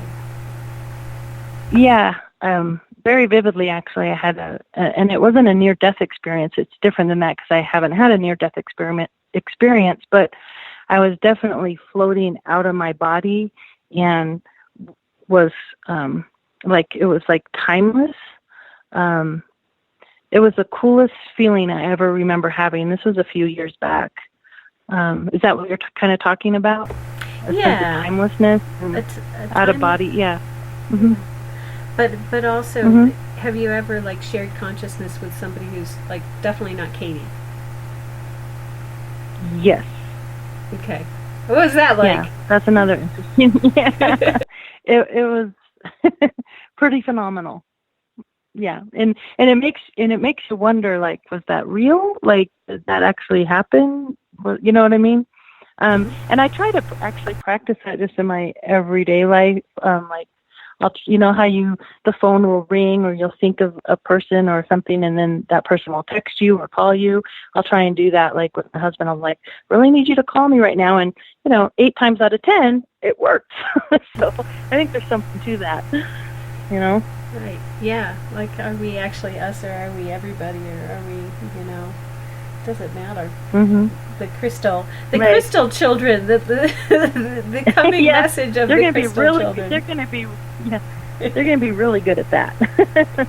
Yeah. Oh, it's your body. Oh, I think I'm going to go take it. You see, right. if I got don't know somebody who I else, am. I don't know who I am. Does anybody really own their body? Do we ever really own our bodies? I like your body. I think I'll take it bungee jumping. Now that would be awesome. Especially as you're getting older. Right. It probably would be awesome if somebody would go take my body bungee jumping, because I will never do it. It's like, you can't make me. Well, maybe you can if you're like astral traveling into it and bilocating into it, and you know, a crystal child who doesn't understand that it's mine. You know. Right. Well, this has been so much fun. You have a lot. You're going to take a little break from your Colorado meetups group, but you are still checking in there, right? Yeah, I definitely, if anybody wants to message me that way, they can, and I'll certainly respond. I'm not going to take it down. As a matter of fact, I was like, okay, I'm going to step down as organizer and kind of officially let it go, and I couldn't bring myself to do it. So I'll probably pick it up again at some point, but we have a big move coming up, and there's just a lot. I want to finish the book and so on and so forth. So kind of on a hiatus for just a little while, but I'll get back to it, and I certainly will be checking that, as well as the Colorado Mufon meetup and Facebook sites as well. So, and we have one more person in Spreaker who has a question for you. How often do you hear... This is from Shar in Spreaker Chat. She wants to know, how often do you hear about all family members having the same dream on the same night? Ooh, not very often, but that sounds really interesting. Did that happen to her? Yeah, Shar, has that happened to you? Because that is very interesting. Yeah, we don't know. Yeah. And then, while we wait for Shar, you are going to be at the Paranormal and Supernatural Conference in Denver? That's right. May 5th and 6th. So you can check Katie out there as well. Sorry. Go ahead. You can just type in Paranormal Supernatural Conference Denver, and the information for that should come up. I'm so sad that we're coming into the final few minutes of the show that I'm getting all choked up. No, I'm actually... It's been so great. Shar says that this has happened a few times to her family. Oh, wow. That's awesome. Yeah. And then, and Trippin has re-asked David J's question, which I already asked Trippin, but thank you for re-asking it. We did ask it, actually, and which was curious about interacting with ET in dreams, and would you want to try to make that happen, or how does that work? And it's about setting intention, right? Right. Yeah. So. Yeah. I'm just asking. Cool. Well, Katie, I think you're one of us. I think we're going to make you an honorary Spaced Out Radio Space Cadet. Which is awesome. Thank you. That's such an honor. and I hope that you will come back, and we have some great shows. There was something that you're interested in that's coming up, and I can't... we have Paisley Town, who is our psychic, one of our psychics for Psychic Sunday, does numerology, and she's going to be on next Sunday from 10 Pacific, so 11 Mountain until 1, and she's always happy to answer questions or compare notes, and she'll also do numerology. Definitely listen. Yeah, so... Yeah, I absolutely will listen to that, and I thank you so much. This is my first radio show, and I'm happy to do this on Spaced Out Radio with you. It was great. So I'm not even going to go there with it. She's no longer a virgin. We did it, guys. She's no longer a Spaced Out Radio virgin or a radio virgin. You have successfully become a radio adult, and yes, luckily it's a fairly safe, Thank you for all those people hanging in there. Yeah, thanks, guys. And thank you for coming on and deciding to do this with I us. hope I didn't make a plethora of mistakes. Is that a really well-known insider Spaced Out Radio? I plead the fifth because you have to be an insider for anybody to know. But, okay. But yes, you make people, saying that word does make certain people in this universe very, very happy, especially if it's said multiple times, and especially when it's said by a guest, so which is multiple times, because anyway, I'm not supposed to say, I'm going to zip my mouth, zip my lip. All right, this is Elizabeth Anglin, your host of Cosmic Passport. I am still alive here in Madrid, New Mexico. I am leaving for the week. Dave Scott will be back next week. Not next week. He'll be back tomorrow. He'll be back Monday with Spaced Out Radio, the regular show, and Joe Roop on Saturday. Thanks for listening, guys. Thank you, Katie Griboski. Thank you, Universe. And thank you, Blue Guys. We love y'all, and we'll see you later. Thank you, Elizabeth.